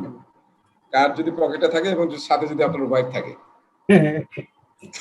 শুধু কার্ড থাকলে খুব একটা প্রবলেম না, যদি সাথে ওয়াইফও থাকে তাহলে আরো ম্যাসিভ প্রবলেম ওইটা। সো প্রোডাক্ট বক্স এক্সারসাইজ মানে আমরা দেখেন বক্স, কিন্তু আমাদেরকে বক্স গুলো দেখছেন, অনেক সময় আমি বক্স দেখে অবাক হই যে ছোট একটা চকলেট, তার বক্সটা এত, আমার কাছে মনে হয় বক্সটাই কস্টলি বেশি রাদার দেন দ্য চকলেট। খেয়াল করছেন অনেক জিনিস এরকম আছে না, মানে বক্স গুলো এমন অ্যাট্রাকটিভ, মানে আপনি একটু নেড়ে চেড়ে দেখবেনই এবং দেখতে দেখতে কিনে ফেলবেন।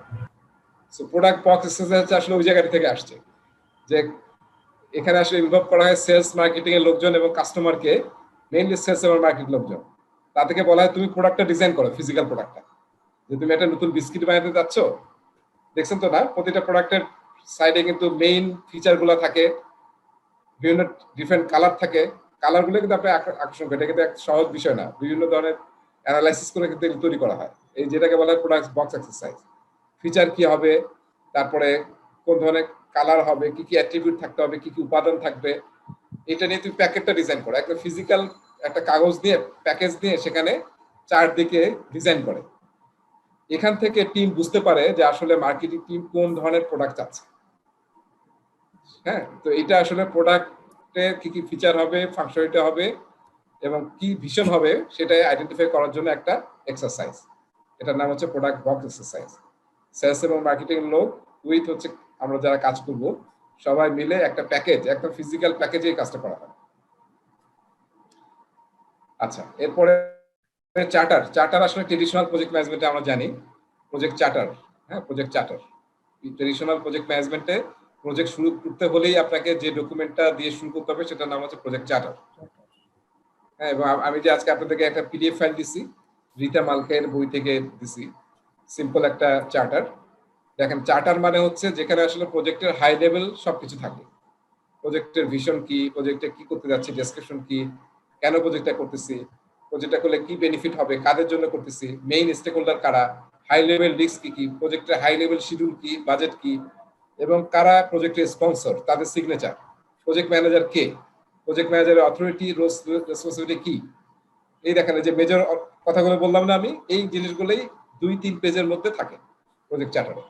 এবং এটা যখন স্পন্সর সাইন করে, দ্যাট মিনস প্রজেক্টটা অফিসিয়ালি রেডি টু গো নাও। ঠিক আছে?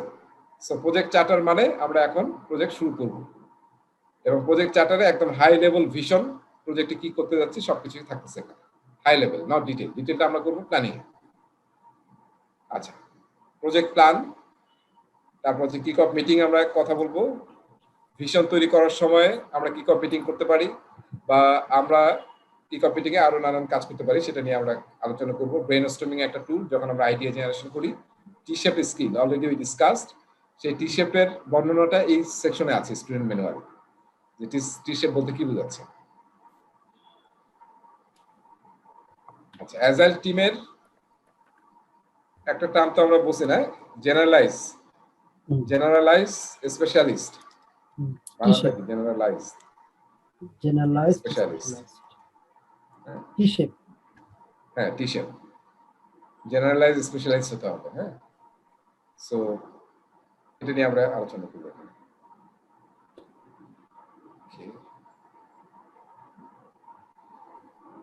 তাহলে ভিশন নিয়ে তো আমরা মনে হয় বুঝতে পারছি, তাই না, যে এখানে এই কথাগুলি আছে।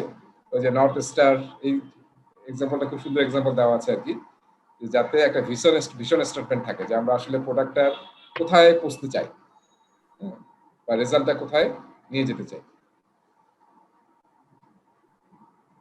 প্রজেক্ট চার্টার যেটা আমি বললাম, ট্রেডিশনাল প্রজেক্ট ম্যানেজমেন্টে আমরা প্রজেক্ট চার্টার ইউজ করি।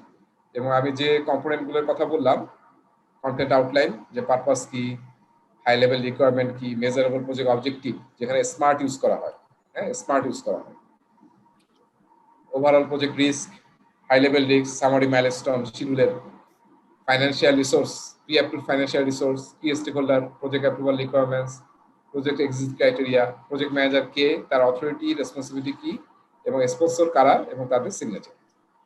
সো এটা কিন্তু খুব ইম্পর্টেন্ট, পরীক্ষার জন্য খুব ইম্পর্টেন্ট যে প্রজেক্ট চার্টারের কন্টেন্ট গুলো কি কি, এটা জানা বোঝাটা। এক্সিট ক্রাইটেরিয়াটা কি?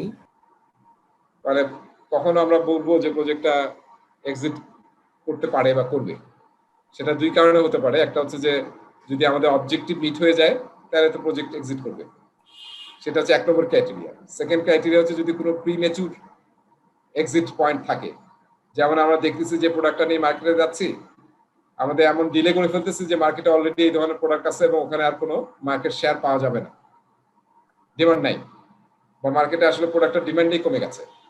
তখন কি করবো আমরা? তখন আমরা প্রজেক্টটাকে ক্লোজ করতে হবে। এই সমস্ত ক্রাইটেরিয়া লেখা থাকে যে কোন কোন পয়েন্টে আমরা প্রজেক্টটাকে এক্সিট, মানে প্রজেক্ট আগাবো না, ক্লোজ করে ফেলবো।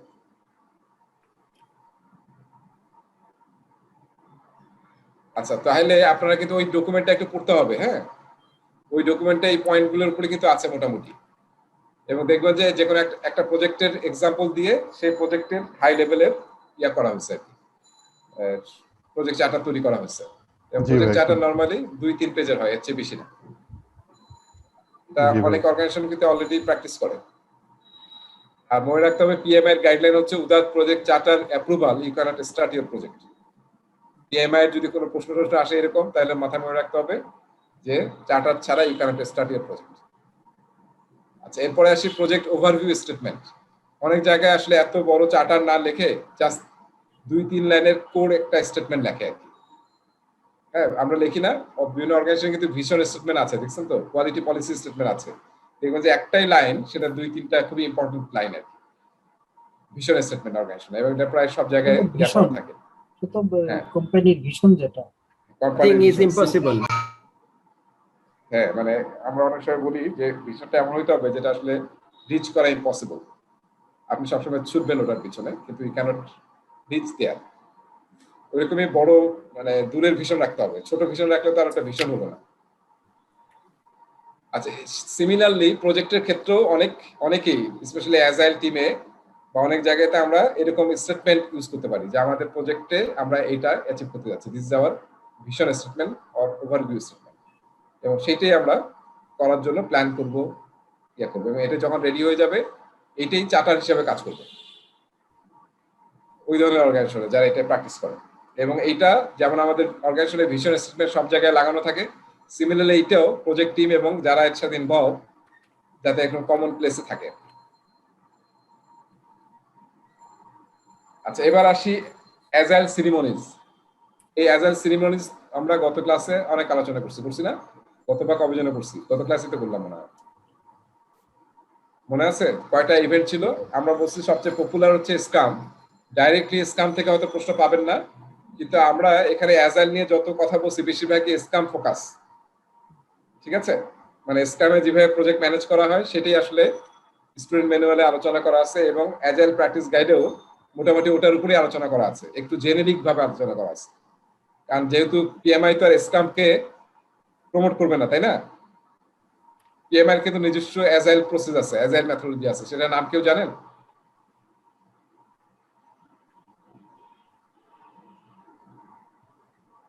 সেটার নাম হচ্ছে ডিসিপ্লিন অ্যাজাইল, ডিএ।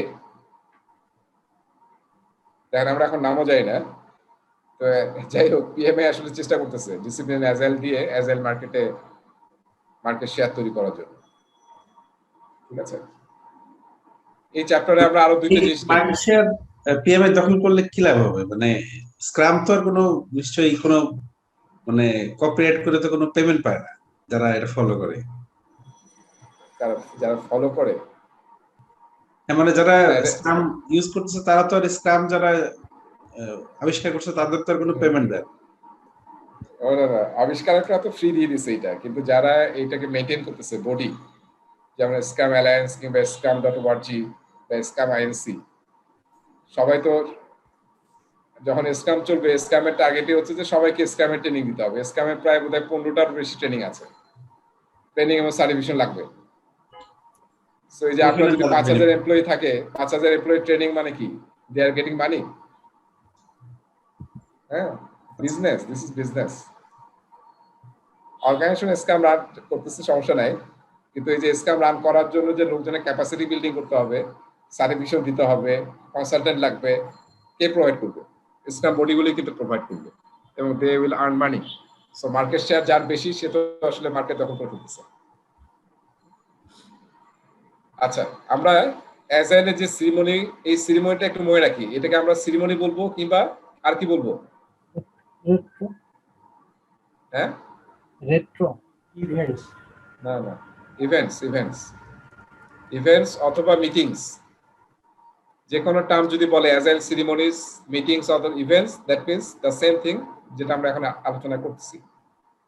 তো স্ক্রামটা আমি তো বলছি যে সবচেয়ে বেশি ইউজ হয় স্ক্রাম ফ্রেমওয়ার্ক অ্যাজাইলের মধ্যে, এবং যেটা আসলে কমপ্লেক্স প্রোডাক্ট ডেভেলপমেন্টের জন্য ইউজ হয়, কমপ্লেক্স প্রোডাক্ট তৈরি করার জন্য, এবং সবচেয়ে জনপ্রিয় এবং সবচেয়ে বেশি ইউজ হয় ওয়ার্ল্ডে।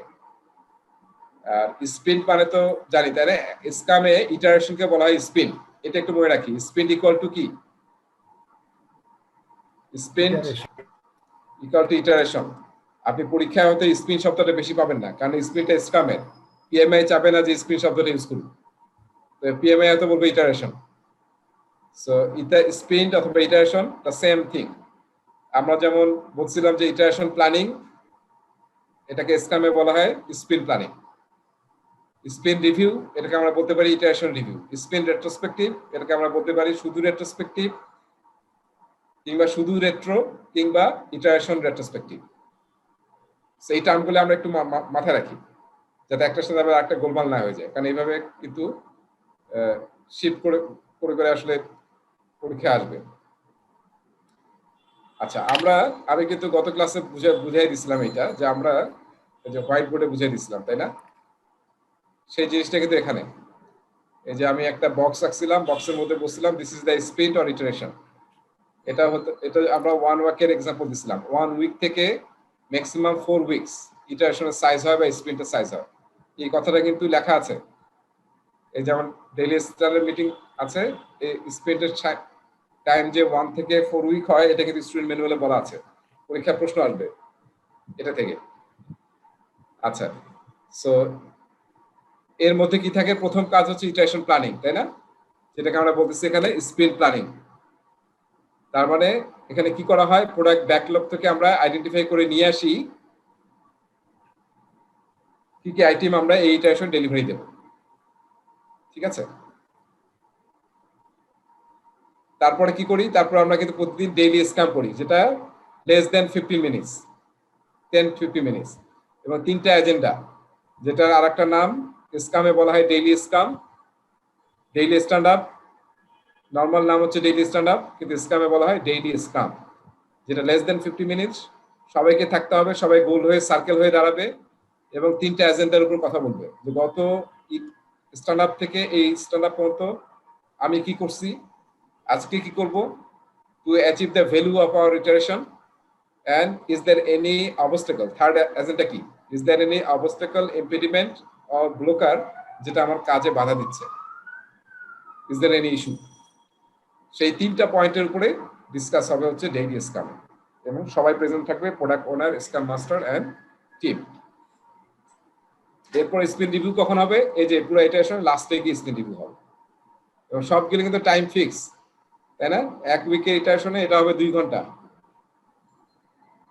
2 আওয়ার্স, দিস ইজ 2 আওয়ার্স। এটা হচ্ছে less than 15 minutes, less than 15 minutes. Sprint review হবে 1.5 আওয়ার্স। আর তারপরে কি হবে, এরপরেই হবে রেট্রোস্পেক্টিভ, যেটা হবে 45 মিনিটস। গত ক্লাসে আমরা আলোচনা করছিলাম না 4L, তারপরে স্টপ, স্টার্ট এবং কন্টিনিউ বা কিপ, এরকম আমরা বলছিলাম। তারপরে ইএসভিপি মনে আছে, ইএসভিপি তে কি হয়, ইএসভিপি যেটা চেক ইন অ্যাক্টিভিটি, ইনস্ট্রাকশন শুরুর আগে, কারণ মনে আছে ইএসভিপি তে কি হয়,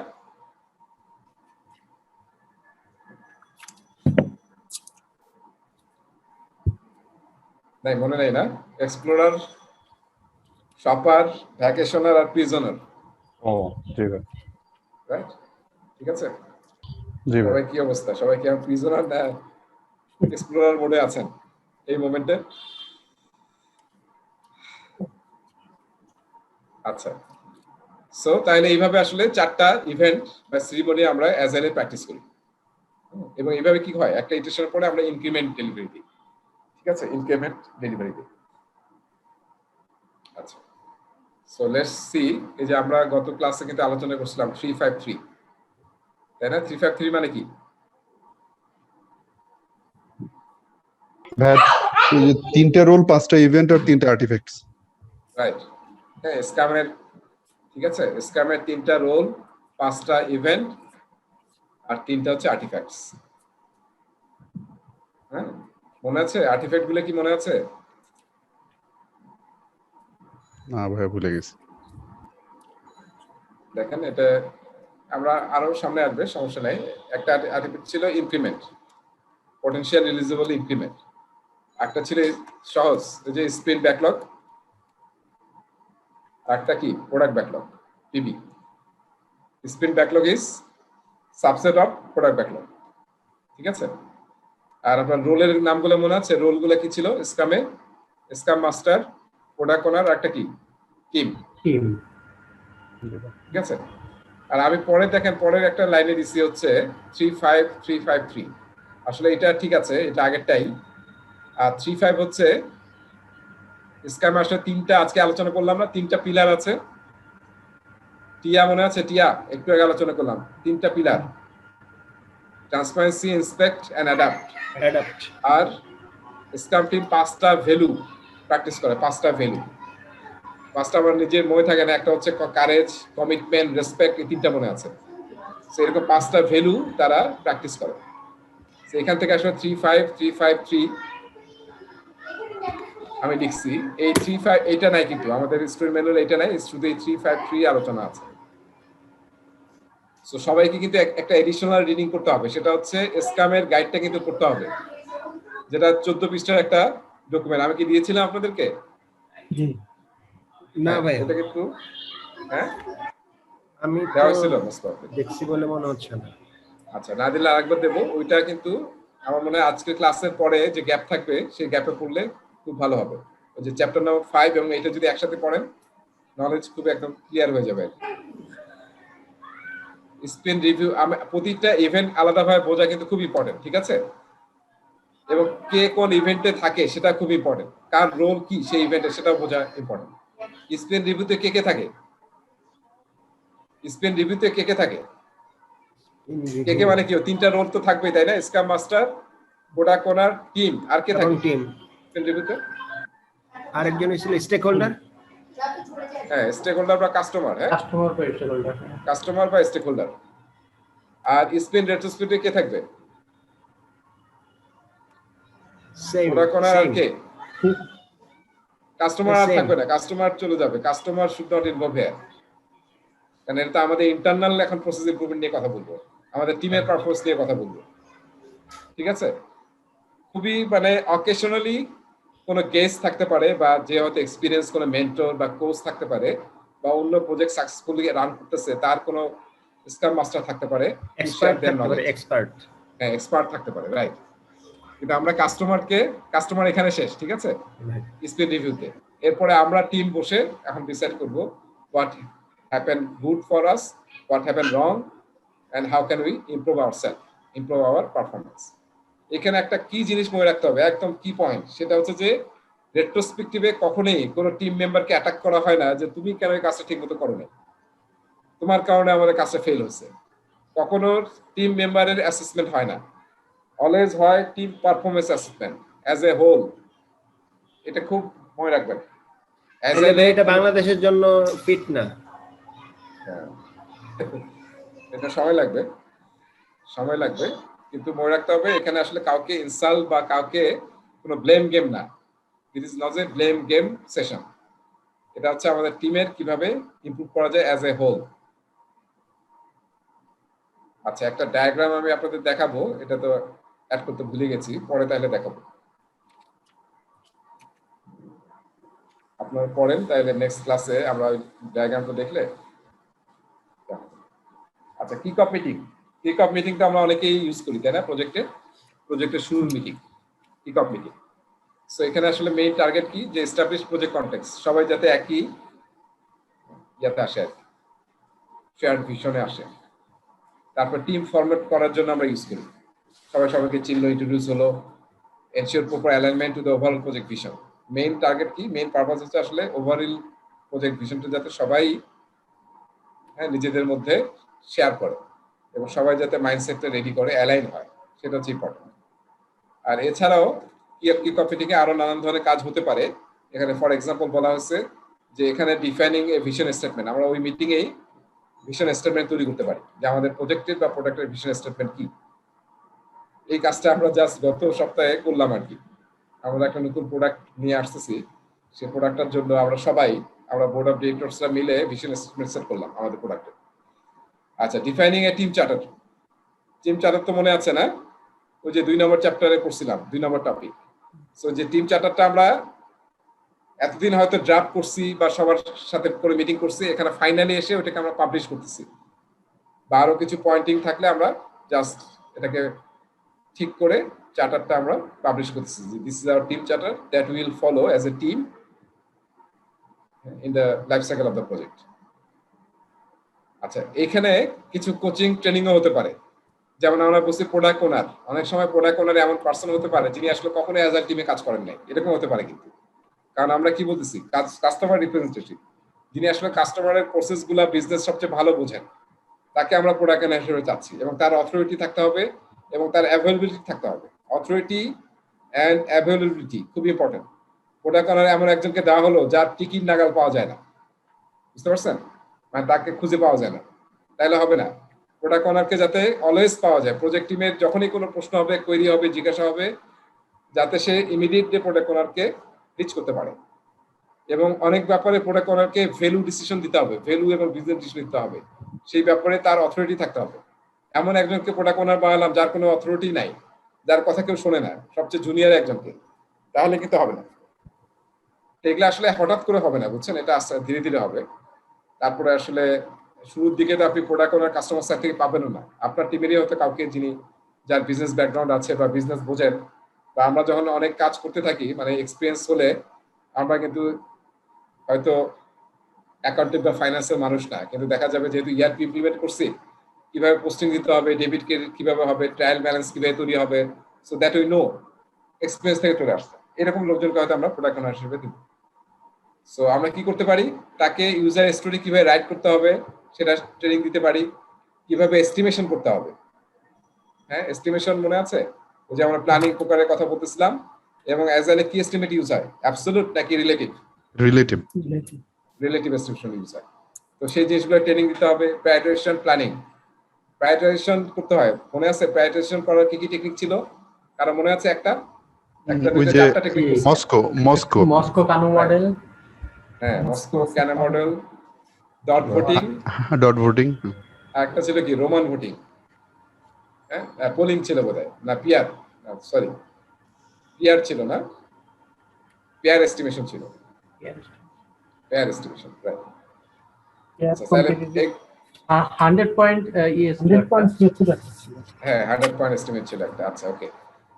সো এই যে হ্যাঁ, কোনটা কোন ধরনের টুল, এগুলো কিন্তু সব অ্যাজাইলের টুল, এগুলো আসলে আগে পিএমপোকে ছিল না। সো এগুলো কিন্তু অ্যাজাইলের টুল। তাহলে আপনাকে দেখতে হবে যে প্রায়োরিটাইজেশন টুল কি কি, এস্টিমেশন টুল কি কি, এগুলো কিন্তু আলাদাভাবে একটু এক জায়গায় লিখে ফেলবেন।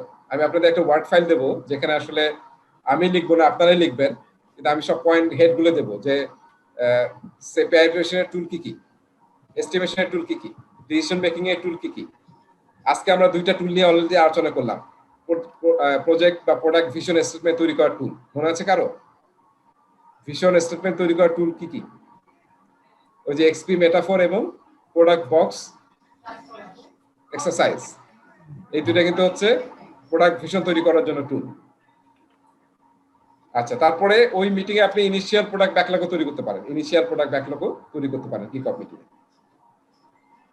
আচ্ছা, এখানে একটা চমৎকার জিনিস আছে যেটাকে বলা হয়, আমরা অ্যাজাইলে দেখেন, আমি এখানে আঁকলাম যে আমরা ধরেন কোন একটা রিলিজ দিচ্ছি, রিলিজ দেওয়ার সময় আমরা চিন্তা করলাম যে আমরা হ্যাঁ এই কয়টা 6টা ইটারেশন হবে, ইটারেশন 1 2 3 4 5 6, হ্যাঁ এইভাবে ধরেন এদিকে যাই, সব ধরেন 20টা বা 30টা ইটারেশন আছে, টোটাল 30টা ইটারেশন লাগবে আমাদের প্রোডাক্টের ওই মিনিমাল ভায়াবল প্রোডাক্টটা রিলিজ দিতে। এখন আমরা কি এটাকে মনে হয়, এটা কি লজিক্যাল মনে হয়? আমি জাস্ট আপনাদের প্রশ্ন করতেছি, লজিক্যাল মনে হয় যে ইটারেশন 0 এটা ইটারেশন 1, এটা 2, এইভাবে সে 29 আর লাস্ট হচ্ছে 30। 0 ইটারেশনে কি প্রোডাক্ট ডেলিভারি দেওয়া সম্ভব, মিনিমাল ভায়াবল প্রোডাক্ট যেটা ইউজেবল কাস্টমার দ্বারা? হ্যাঁ, না না, very tough, very tough. Very tough, কারণ কেবল টিম ফর্ম হলো, এখনো টুল টেকনোলজি ঠিক হয় নাই, টিমের মধ্যে বন্ডিং হয় নাই, কেউ কাকে চেনে না, তারপরে এনভায়রনমেন্ট এখন তৈরি হয় নাই। সো এই জন্য এই স্পেশাল, এই অনেকেই এই প্রথম স্প্রিন্টটাকে বলে স্প্রিন্ট 0 বা স্টার্ট আপ মানে প্রিপারেশন স্প্রিন্ট, যেখানে আসলে কোনো ডেলিভারি হবে না, আমরা টিম অনবোর্ডিং করব, কেটিশিয়ানিং করব, যার যেটা পারমিশন লাগবে সেগুলা ইনশিওর করব, এনভায়রনমেন্ট এস্টাবলিশ করব, তারপর আমরা কি কি টুল ইউজ করব, এই ধরনের যে অ্যাক্টিভিটি গুলো আছে, প্রিপারেটরি যে ওয়ার্ক গুলা, সেগুলোকে আমরা এই স্প্রিন্ট 0-তে করব। ঠিক আছে? তো জেনারেলি এটাকে বলা হয়, একটা স্পেশাল নাম দেওয়া হয় স্প্রিন্ট 0। এটা হচ্ছে প্রিপারেটরি স্প্রিন্ট, এখানে আসলে কোনো ডেলিভারি হবে না, এখানে এটা হবে প্রিপারেশন স্প্রিন্ট। এটা মিট এন্ড গ্রিট। হ্যাঁ, মিট এন্ড গ্রিট। হ্যাঁ, আচ্ছা আচ্ছা, এখানে একটা মনে রাখতে হবে আবার, ধরেন আমরা চিন্তা করছি 4 উইকস এর ইটারেশন হবে প্রতিটা, তার মানে এটা কিন্তু মানে নাই এটা যে আমরা এখানে 4 উইক ধরে জাস্ট মিট এন্ড গ্রিট করব। ঠিক আছে? এটা সাইজ কিন্তু আলাদা হতে পারে, জাস্ট হয়তো 1 সপ্তাহ লাগবে আমার, প্রজেক্টের উপর ভেরি করে, বা 2 সপ্তাহ লাগতে পারে, কিন্তু দরকার নাই কিন্তু আপনি 4 সপ্তাহ ইটারেশন 0 করতেছেন, এটা যাতে না হয়। এইভাবে একদম লাস্টের যে ইটারেশনটা না, এটাকে একটা স্পেশাল নাম আছে যেটা স্টুডেন্ট ম্যানুয়ালে নাই, কিন্তু আপনারা যে জাস্ট মনে রাখেন, সেটার নাম হচ্ছে এইচ, ইটারেশন বা স্প্রিন্ট এইচ। তার মানে কি, খেয়াল করেন, আমরা যখন প্রজেক্টের শেষের দিকে যাই তখন কিন্তু অনেক ধরনের প্রিপারেটরি ওয়ার্ক থাকে, ডকুমেন্ট প্রিপেয়ার করা, তারপরে সবকিছু একত্রিত করা, তারপরে হচ্ছে ট্রেনিং দেওয়া যাদেরকে আপনি ডেলিভারি দিবেন, হ্যাঁ, তারপরে ইমপ্লিমেন্ট হবে তার জন্য প্ল্যান করা। সো নানান ধরনের কিন্তু আলাদা অ্যাক্টিভিটি আছে ডেভেলপমেন্টের বাইরেও। তো সেটাকে বলা হয় হার্ডেনিং স্টেজ বা হ্যান্ড ওভার স্টেজ। সো এই হার্ডেনিং স্প্রিন্টেও কোনো কাজ হয় না। কাজ হয় না মানে কি, ওই প্রিপেয়ার করি আমরা ডেলিভারি দেওয়ার জন্য কাস্টমারকে। সো সেটাকে বলা হয় লাস্টের ইটারেশনটাকে, সেটা বলা হয় স্প্রিন্ট এইচ বা হার্ডেনিং স্প্রিন্ট। আচ্ছা, এখানে যে এই যে কথাগুলো বললাম আমি, এই যে এখানে দেখেন ইটারেশন 0 এটা, আর লাস্টের যে ইটারেশন ওটা হচ্ছে হার্ডেনিং স্প্রিন্ট আর রিলিজ স্প্রিন্ট, আর মাঝখানের যে স্প্রিন্ট গুলো সেখানে আসলে আমরা কাজ করি। এটা হচ্ছে ডেভেলপমেন্ট স্প্রিন্ট। আচ্ছা, টি শেপ স্কিল দিয়ে আমাদের অনেক জ্ঞান হয়ে গেছে, এটা এখানে আছে সুন্দর চেহারা, মানে ছবিটা সুন্দর আছে এখানে বোঝার জন্য। ইটারেশন প্ল্যানিং এ কি করা হয় আমরা অনেকবার আলোচনা করছি, আরেকবার জাস্ট র‍্যাপ আপ করি। 3টা কাজ করা হয় ইটারেশন প্ল্যানিং এ। সরি, কি হোয়াই, হোয়াট এবং হাউ। হোয়াই মানে গোল সেট করা হয়, কেন ইটারেশনটা করব, what is the goal, goal of the sprint, সেটা হচ্ছে হোয়াই। আপনি যদি 3টা মনে রাখেন তাহলে আপনি আসলে ইটারেশন প্ল্যানিং কি করা হয় এটা মনে থাকবে। What can be done in this sprint, তার মানে কি ওই যে প্রোডাক্ট ব্যাকলগ থেকে আপনি কয়টা ফিচার নেবেন এই স্প্রিন্টে ডেলিভারি দিতে পারবেন, সেই 4টা বা 5টা ফিচার বা ইউজার স্টোরি, সেটা হচ্ছে হোয়াট। তাহলে ওই 5টা নিয়ে আপনি কোথায় রাখবেন?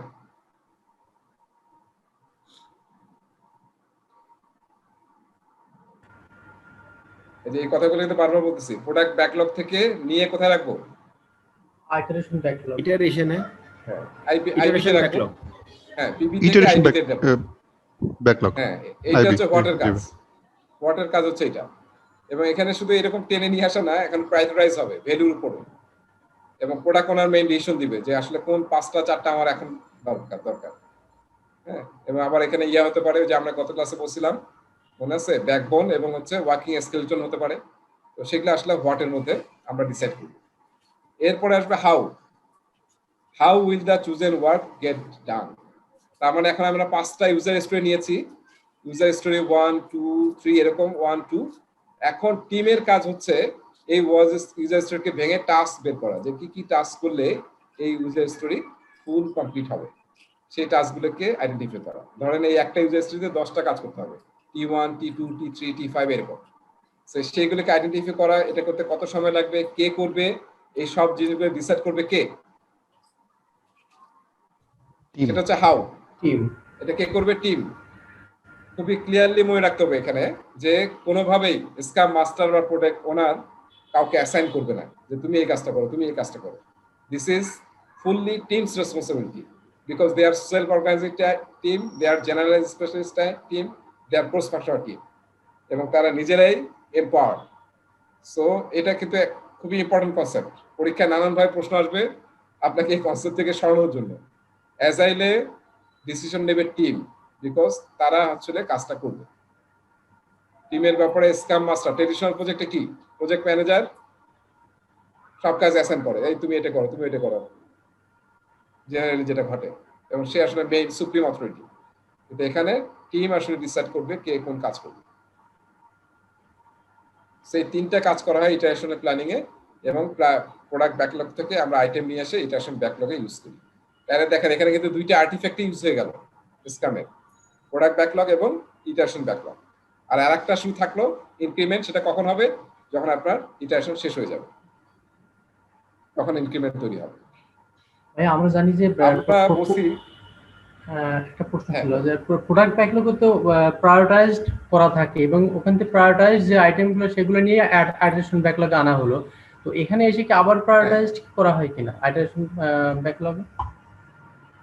না, ওখানে প্রায়োরিটাইজটা এরকম অ্যাজাইলে যে আসলে সবসময় ফিক্স থাকবে না, প্রোডাক্ট ব্যাকলগে চেঞ্জ হতে থাকবে।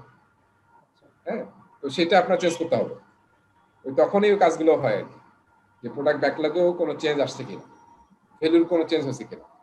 আইটারেশন ব্যাকলগে কি ইটারেশন ব্যাকলগে আইটারেশন ব্যাকলগে এসে নতুন ভাবে প্রায়োরিটাইজ হবে কিনা? না, দরকার নেই, কারণ এটা তো প্রায়োরিটি করেই নিয়ে আসছি আমি। জি জি। আচ্ছা, আচ্ছা, এজাইলে কিন্তু আমরা বারবার একটা কথা বলতেছি কি, ট্রান্সপারেন্সি। হ্যাঁ, তো কাজকে ভিজুয়ালাইজ করতে হবে যাতে সবাই দেখতে পারে। তার জন্য কি ইউজ করা হয়? সবচেয়ে সিম্পল ইউজ করা হয় টাস্ক বোর্ড, এই যে টু ডু লিস্ট।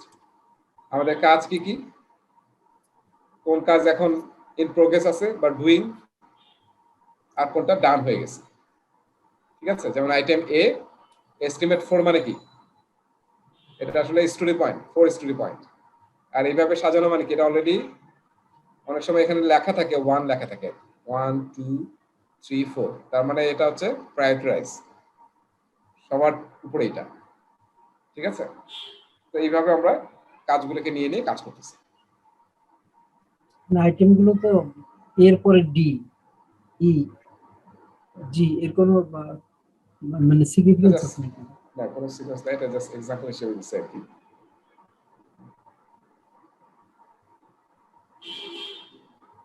সো এখানে এমনি দেখাচ্ছে, এমনি যদি আমরা প্রায়োরিটাইজেশন চিন্তা করি, ছবি দেখে যদি তো ছবিটা আসলে ইয়া মতো করে থাকে আর কি, তাহলে কি দেখতেছি আমরা, আইটেম বিটা আসলে প্রায়োরিটিতে হয়তো টপে ছিল, সেজন্য এটা কিন্তু ডান হয়ে গেছে। যার আর জন্য এটা আইটেম সি ডিফারেন্স হয়ে গেছে।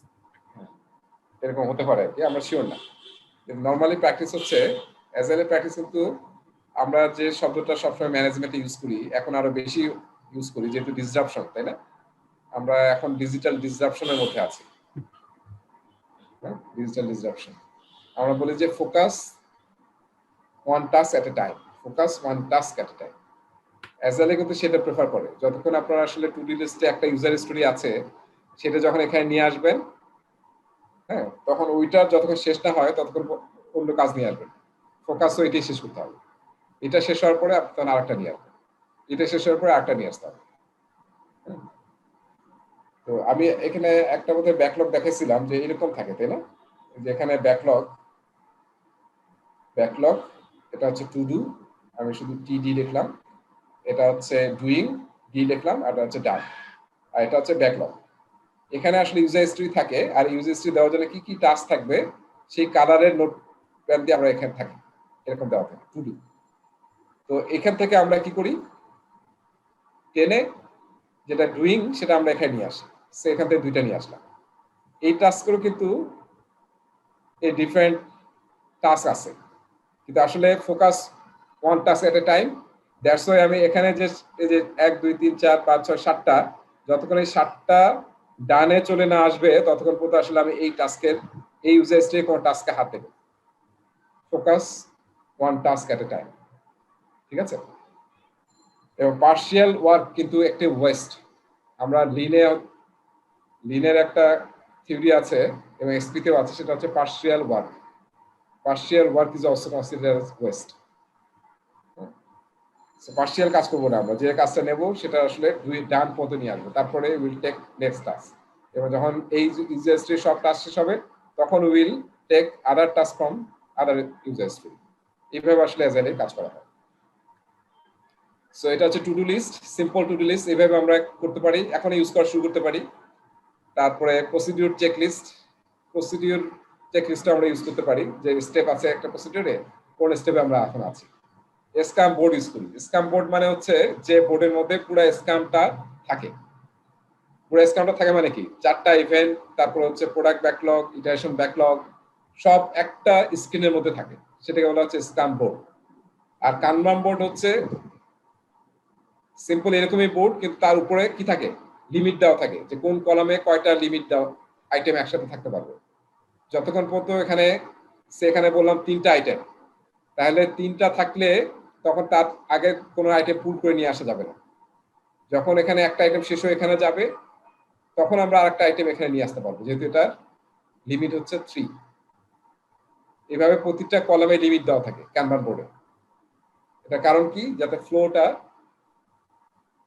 স্মুথ ফ্লো হয় প্রসেসর এবং কাজের, এবং আরেকটা হচ্ছে বোটলনেক বের করা যায়, যে কোন জায়গায় আসলে আটকে আছে। হ্যাঁ, সিম্পলি বোটলনেক বের করা যায়।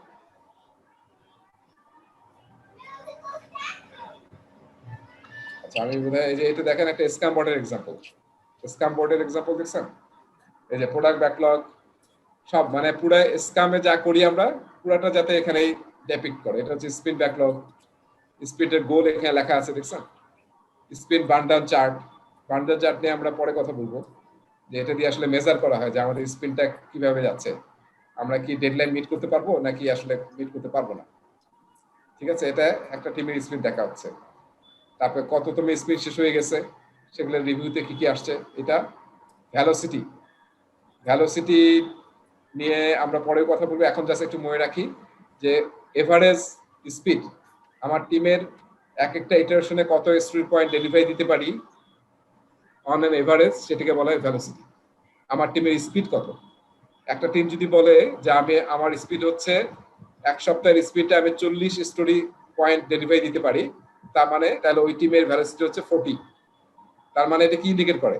তার মানে হচ্ছে যখন সে প্রোডাক্ট ব্যাকলগ থেকে ইটারেশন প্ল্যানিং এ প্ল্যান করবে যে কি কি ফিচার নেব, তখন সে দেখবে যে তার ক্যাপাসিটি হচ্ছে 40। তাহলে এমন আমি স্টোরি পয়েন্ট নেব না যেটা আসলে 40-এর বেশি হয়ে যায়। 3, 4টা 5টা ফিচার সেটা নেব যে ইউজার স্টোরি কালেক্টিভলি 40 বা তার কাছাকাছি কম হয়, বেশি না হয়, এরকম নেব। ঠিক আছে, সো ভ্যালোসিটি কিন্তু খুব ইম্পর্টেন্ট একটা জিনিস, যেটা নিয়ে আমরা আরো সামনে কথা বলব।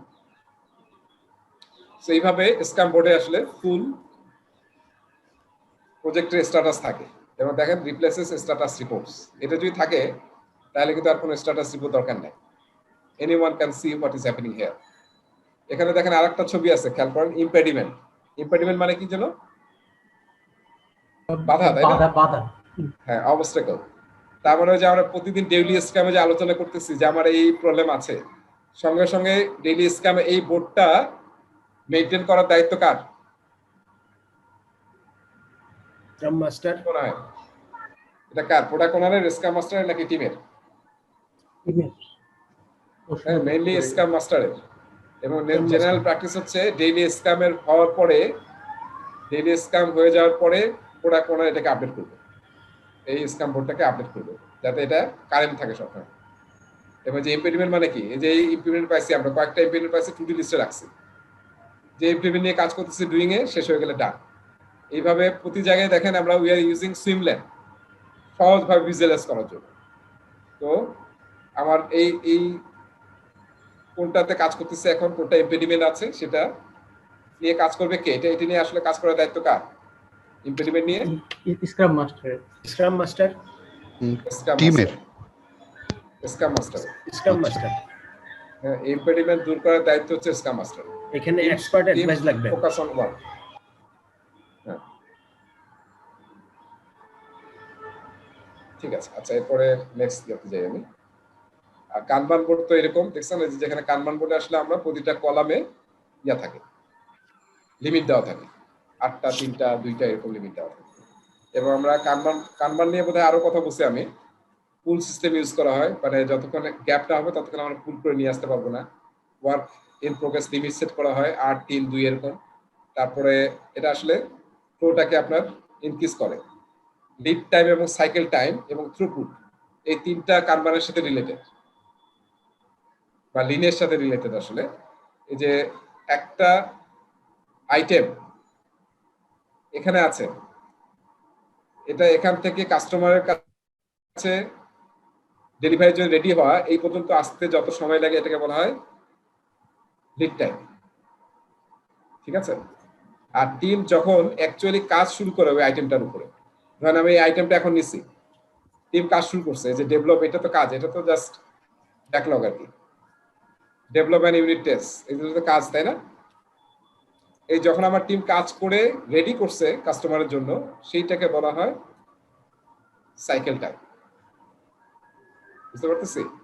তাহলে লিড টাইম হচ্ছে প্রোডাক্ট ব্যাকলগে আইটেম আসা থেকে কাস্টমার কাছে ডেলিভারির জন্য রেডি হওয়া পর্যন্ত, সেই টাইমটা হচ্ছে লিড টাইম।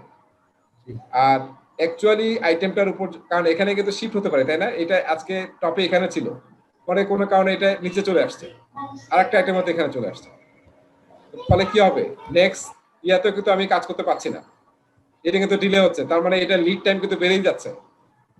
তাহলে লিড টাইমের ব্যাপারে কনসার্ন হচ্ছে কাস্টমার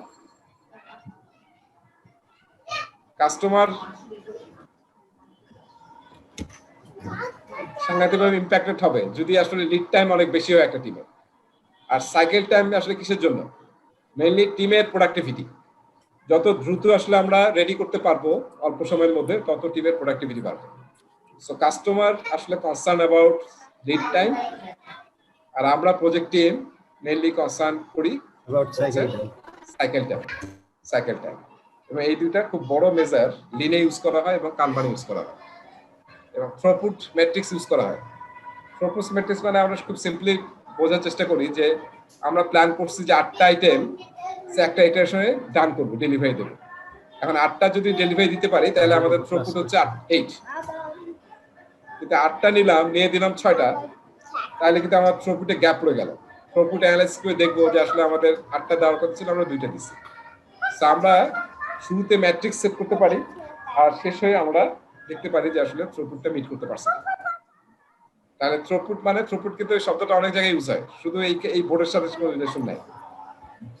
হ্যাঁ, আমি দিনে 5টা কাজ করতে পারি, তাহলে আমার থ্রুপুট হচ্ছে 5, ঠিক আছে?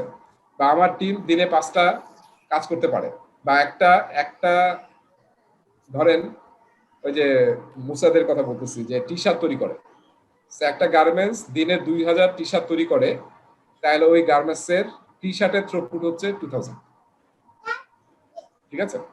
তো যেদিন এটা চেয়ে কম বা বেশি হবে তখন আসলে আমরা দেখতে পারবো ভেরিয়েন্সটা কি হচ্ছে। সো প্রোডাক্টিভিটি যদি বাড়ে তাহলে থ্রুপুট কিন্তু বাড়বে, আর প্রোডাক্টিভিটি কমলে টিমের থ্রুপুট কমে যাবে। আচ্ছা, ওকে। সো আমরা এখন আর কয়েকটা টুল নিয়ে কথা বলবো। কনসেনসাস, এর আগে আমরা দেখছিলাম প্রায়োরিটাইজেশন টুল নিয়ে, এবার দেখবো যে আমাদের যে ডিসিশন নেব টিমে, যখন আমাদের ডিসিশনের ক্রাইসিস হবে তখন আসলে আমরা কিভাবে ডিসিশন নিতে পারি, কি কি টুল ইউজ করতে পারি। সো এমনি ট্রেডিশনাল প্রজেক্ট ম্যানেজমেন্টে আমরা একটা টুল ইউজ অনেকগুলো টুল ইউজ করছি, তো সেগুলো নিয়ে আলোচনা আমরা করবো নেক্সট ক্লাসে। আজকে আমরা অ্যাজাইলে কি কি ইউজ হয় সেটা দেখবো। একটা হচ্ছে ফিস্ট অফ 5। কোন একটা ব্যাপারে আমরা ডিসিশন নেওয়ার চেষ্টা করতেছি, এখন আমরা ভোট চাচ্ছি, আমার টিমে ধরেন 5 জন আছে, ভোট চাচ্ছে যে এই ব্যাপারে কার কি ডিসিশন। তো কেউ যদি 5টা আঙ্গুল দেখায় 100% তাহলে কি হবে? 100% এগ্রি। আমার ভিডিও গেল কোথায়? হ্যাঁ, সো কেউ যদি 5টা আঙ্গুল দেখায় 5 আঙ্গুল, তার মানে কি আমি ফুল সাপোর্ট দিচ্ছি, এগ্রি। আর যদি হাত মুষ্টিবদ্ধ করি তার মানে আমি ডিসএগ্রি করতেছি, সাপোর্ট টাইপ হলো। হ্যাঁ, তা আমার যদি এরকম হয় যে আমার এই ব্যাপারে 5 জনেরই এগ্রি করতে হবে, তাহলে কিন্তু আমি কি হবে, আমি এগ্রিমেন্টে পৌঁছতে পারবো না। সো তখন আবার তাকে কনভিন্স করে আবার ভোট নেওয়ার চেষ্টা করব। হ্যাঁ, 3 আঙ্গুল দেখাইলে, হ্যাঁ 3 আঙ্গুল দেখালে কি মিন করে, 4 আঙ্গুল দেখালে কি মিন করে, 1 আঙ্গুল দেখালে কি মিন করে, 2 আঙ্গুল দেখালে কি মিন করে, সেটা আসলে স্টুডেন্ট ম্যানুয়ালে ডিটেইল আছে সুন্দরভাবে। জাস্ট আমি বলি সেটা, যদি আপনার 5টা আঙ্গুলের চেয়ে কম হয় তার মানে আসলে ডিগ্রি অফ সাপোর্ট বা এগ্রিমেন্ট আপনার কম আছে, 4টা হলে একটু কম আছে, 3টা হলে আরো বেশি কম আছে, হ্যাঁ, আর 2টা বা 1টা হলে আসলে এটা বিরাট কনসার্ন। আপনাকে তখন তাদের সাথে কথা বলে বুঝাইতে হবে যে আসলে কেন সে আসলে ডিসএগ্রি করতেছে। হ্যাঁ, এবং তারটাই যদি ঠিক হয় তাহলে আমাদের কিন্তু আবার আমাদের ডিসিশন হয়তো চেঞ্জ করতে হবে। সো এই ব্যাপারে খুব সুন্দরভাবে প্রতিটি লাইনে বলা আছে যে একটা আঙ্গুল দিয়ে কি বোঝায়, 2টা দিয়ে কি বোঝায়, 3টা দিয়ে কি বোঝায়, 4টা দিয়ে কি বোঝায়। আচ্ছা, এরপরে আসেন রোমান ভোটিং। আমরা তাহলে ভোট নেওয়ার জন্য রোমান ভোটিং ইউজ করতে পারি, যেটাকে আমরা বলি থামস আপ। ইউজ করি না আমরা থামস আপ, থামস ডাউন, তাই না? তো এখন আমরা কিভাবে আড়ি নিতাম জানি না, আমার এখন দেখি আমার মেয়ে আড়ি নেয়, এইভাবে করলে নাকি আড়ি হয়ে যায়, কি জন্য একটা সিস্টেম। যাই হোক, বুড়ো আঙ্গুল দেখালে সো রোমান ভোটিং হচ্ছে এটা, সিম্পল আর কি। থামস আপ করলে এগ্রি, থামস ডাউন করলে ডিসএগ্রি। পোলিং তো আমরা জানি যে ভোট হয় না নির্বাচন, আমরা নির্বাচনে যদি বেশি ভোট পাই তাহলে সেটা এগ্রি করব, আর যেটাতে কম ভোট সেটা ডিসএগ্রি হবে। ডট ভোটিং, এটা খুব অ্যাজাইল ইউজ হয়, ডট ভোটিং। সেটা মধ্যে আমরা আলোচনা করছিলাম, তাই না, যে অপশনগুলোর মধ্যে আপনি ডট দিলেন, সবচেয়ে বেশি ডট যে অপশনে পড়লো তার সবাইকে দিয়েছেন যে একটা করে ডট দিবে, কিংবা 10টা ডটিং দিতে পারে, সবাইকে ভোটিং এর জন্য 10টা পয়েন্ট দিছে। এখন সবাই ভোট দিল বিভিন্ন কালারের, তো কোণে দেখতে হবে যেখানে সবচেয়ে বেশি ভোট পাইছেন, ডট ভোটিং টেকনিকে যদি ডিসিশন নেন তাহলে সেটা ডিসাইডেড হবে, সেটা আমরা ডিসিশন নেব। সো এইভাবে এই চারটা কিন্তু ফিস্ট অফ ফাইভ আর ডট ভোটিং কি কোনো সিমিলার না দুটো ডিফারেন্ট? ডিফারেন্ট। ফিস্ট অফ ফাইভে তো 5টা আঙ্গুল দেখাচ্ছি, আর তো থামস আপ আর থামস ডাউন। না, ফিস্ট অফ ফাইভেও তো আমরা যে ফিঙ্গার কাউন্ট করতেছি, আবার ডট ভোটিং এও তো কাউন্ট করতেছি। ওখানে ডাউন হচ্ছে না, হাত তোলা আঙ্গুলগুলো দেখান। আচ্ছা, দেখা এই যে যাচ্ছে যেমন ছবিটা দেওয়া আছে এরকম পাঞ্জা। ছবিতে আছে না? আচ্ছা, এটা আসলে আরো ছবি আছে, আপনার জাস্ট ফিস্ট অফ ফাইভ দিয়ে গুগলে সার্চ দিলে আরো ছবি পাবেন, সব আঙ্গুলেরই ছবি পাবেন আর কি। হ্যাঁ, 4 আঙ্গুল 5 আঙ্গুল সব আসলে ফিঙ্গার আপ আর কি। হ্যাঁ, অথবা মুষ্টি বোধ কিংবা খোলা।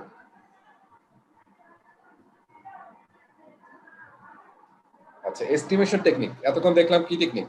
ডিসিশন মেকিং টেকনিক, আর একটা হচ্ছে এস্টিমেশন টেকনিক। আচ্ছা, টি শার্ট সাইজিং। আচ্ছা, মুসা তাহলে বলো টি শার্টের কি কি সাইজ আছে? S, M, L, XL, double XL, triple XL. হ্যাঁ, দেখেন এখন আমরা যখন ইউজার স্টোরি, এটা কেন ইউজ হয়? সাইজিং করার জন্য। আমরা বলছিলাম যে আজকে তো 10টা বেজে গেছে এবং আমি সবাইকে কাগজ দিতে বলছিলাম। কাগজ কি সবাই নিছেন? জি জি জি ভাইয়া। কাগজ নিচ্ছি কিন্তু সময়টা ক্রাইসিস যখন হচ্ছে। আচ্ছা, আমরা জাস্ট আজকে ব্যাখ্যা করি, কালকে হয়তো কাগজ দিয়ে ইয়া করা যাবে। টি শার্ট সাইজিং হচ্ছে যে আমাদের যে প্রোডাক্ট ব্যাকলগে যে আইটেমগুলো আছে, সেই আইটেমগুলোকে আমরা বলছি যে স্টোরি পয়েন্ট আমরা এস্টিমেট করি, এবং story point is function of, মনে আছে ফাংশন অফ কি? কমপ্লেক্সিটি, এফোর্ট এবং হচ্ছে risk. Complexity, labour and risk factor. হ্যাঁ, রিস্ক ফ্যাক্টর অথবা পিটফল। তো আমরা এই যে আইটেমগুলা এখন আমরা এস্টিমেট করব। এটা কখন করা হয়? যে ইটারেশন প্ল্যানিং এ কিন্তু করা হয়।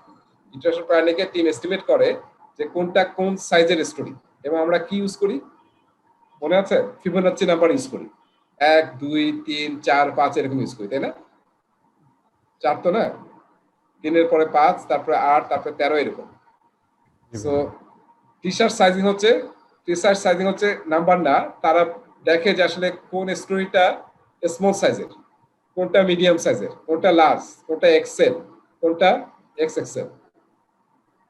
সো তখন সেই স্টোরিটা এখানে পোস্টের নোটটা এখানে দেয় যে এই স্টোরিটা স্মল হবে, আরেকটা স্টোরি হয়তো মিডিয়াম, আরেকটা স্টোরি 3 নম্বর স্টোরিটা হয়তো আবার স্মল, 4 নম্বর স্টোরিটা লার্জ। এইভাবে আমরা এস্টিমেট করি, ঠিক আছে? সো এটাকে বলা হয় টি শার্ট সাইজিং। তো এইভাবে কিন্তু আমি স্টোরিটাকে এস্টিমেট করতে পারি টি শার্ট সাইজ দিয়ে, যে স্টোরিটা কত মানে সহজ বা কঠিন বা কত আমাদের এফোর্ট লাগবে, সেটা হচ্ছে এরকম সাইজ দিয়ে আমরা করতে পারি। এখন এখানে কিন্তু আমরা স্টোরি পয়েন্ট পেলাম না, পাইছি? আমরা কি করতে পারি? স্মলটাকে বলতে পারি স্মলটা আমাদের হচ্ছে 2 স্টোরি পয়েন্ট, মিডিয়ামটা 3, এলটা হচ্ছে 5, এক্সেলটা হচ্ছে 13, আর এক্সেলটা হচ্ছে 20।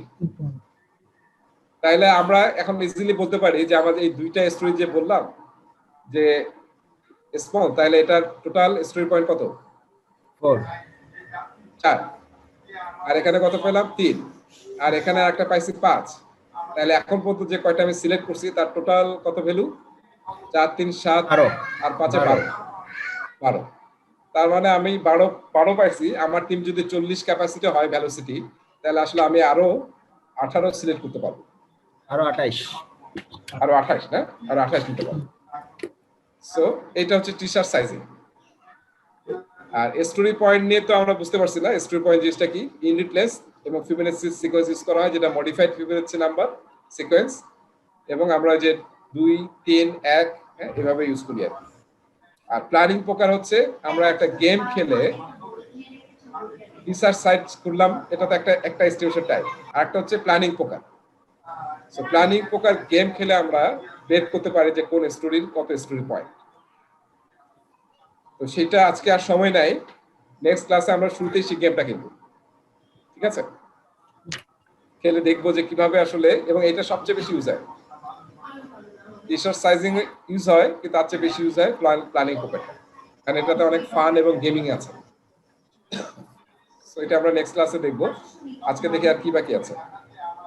কাগজ নিব নাকি তাসের সেট নিব? আসলে ওটা যে ইন্ডেক্স কার্ড নেয় বা তাসের সেট বা আপনার মোবাইলেও ইউজ করতে পারেন। মোবাইলে দেখবেন যে একটা ইয়ে আছে, প্ল্যানিং পোকার, একটা অ্যাপও আছে।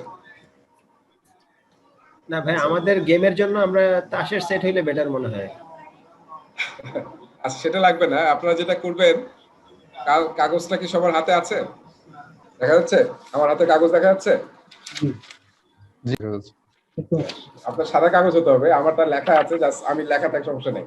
প্রথম ভাঁজ করেন আর কি, তারপর সেকেন্ড ভাঁজ, ঠিক আছে? তারপর হচ্ছে লাস্ট।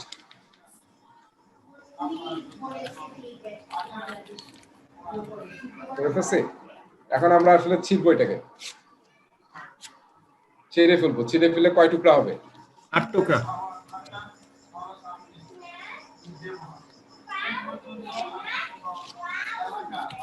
টুকরা হয়েছে।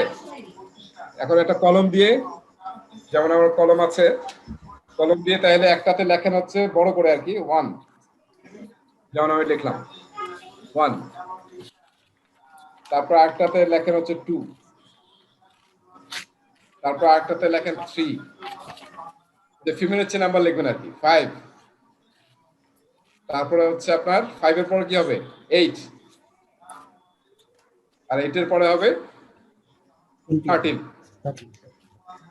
30 এর পরে আমরা 20 তে যাব, 21 এ যাব না, 20।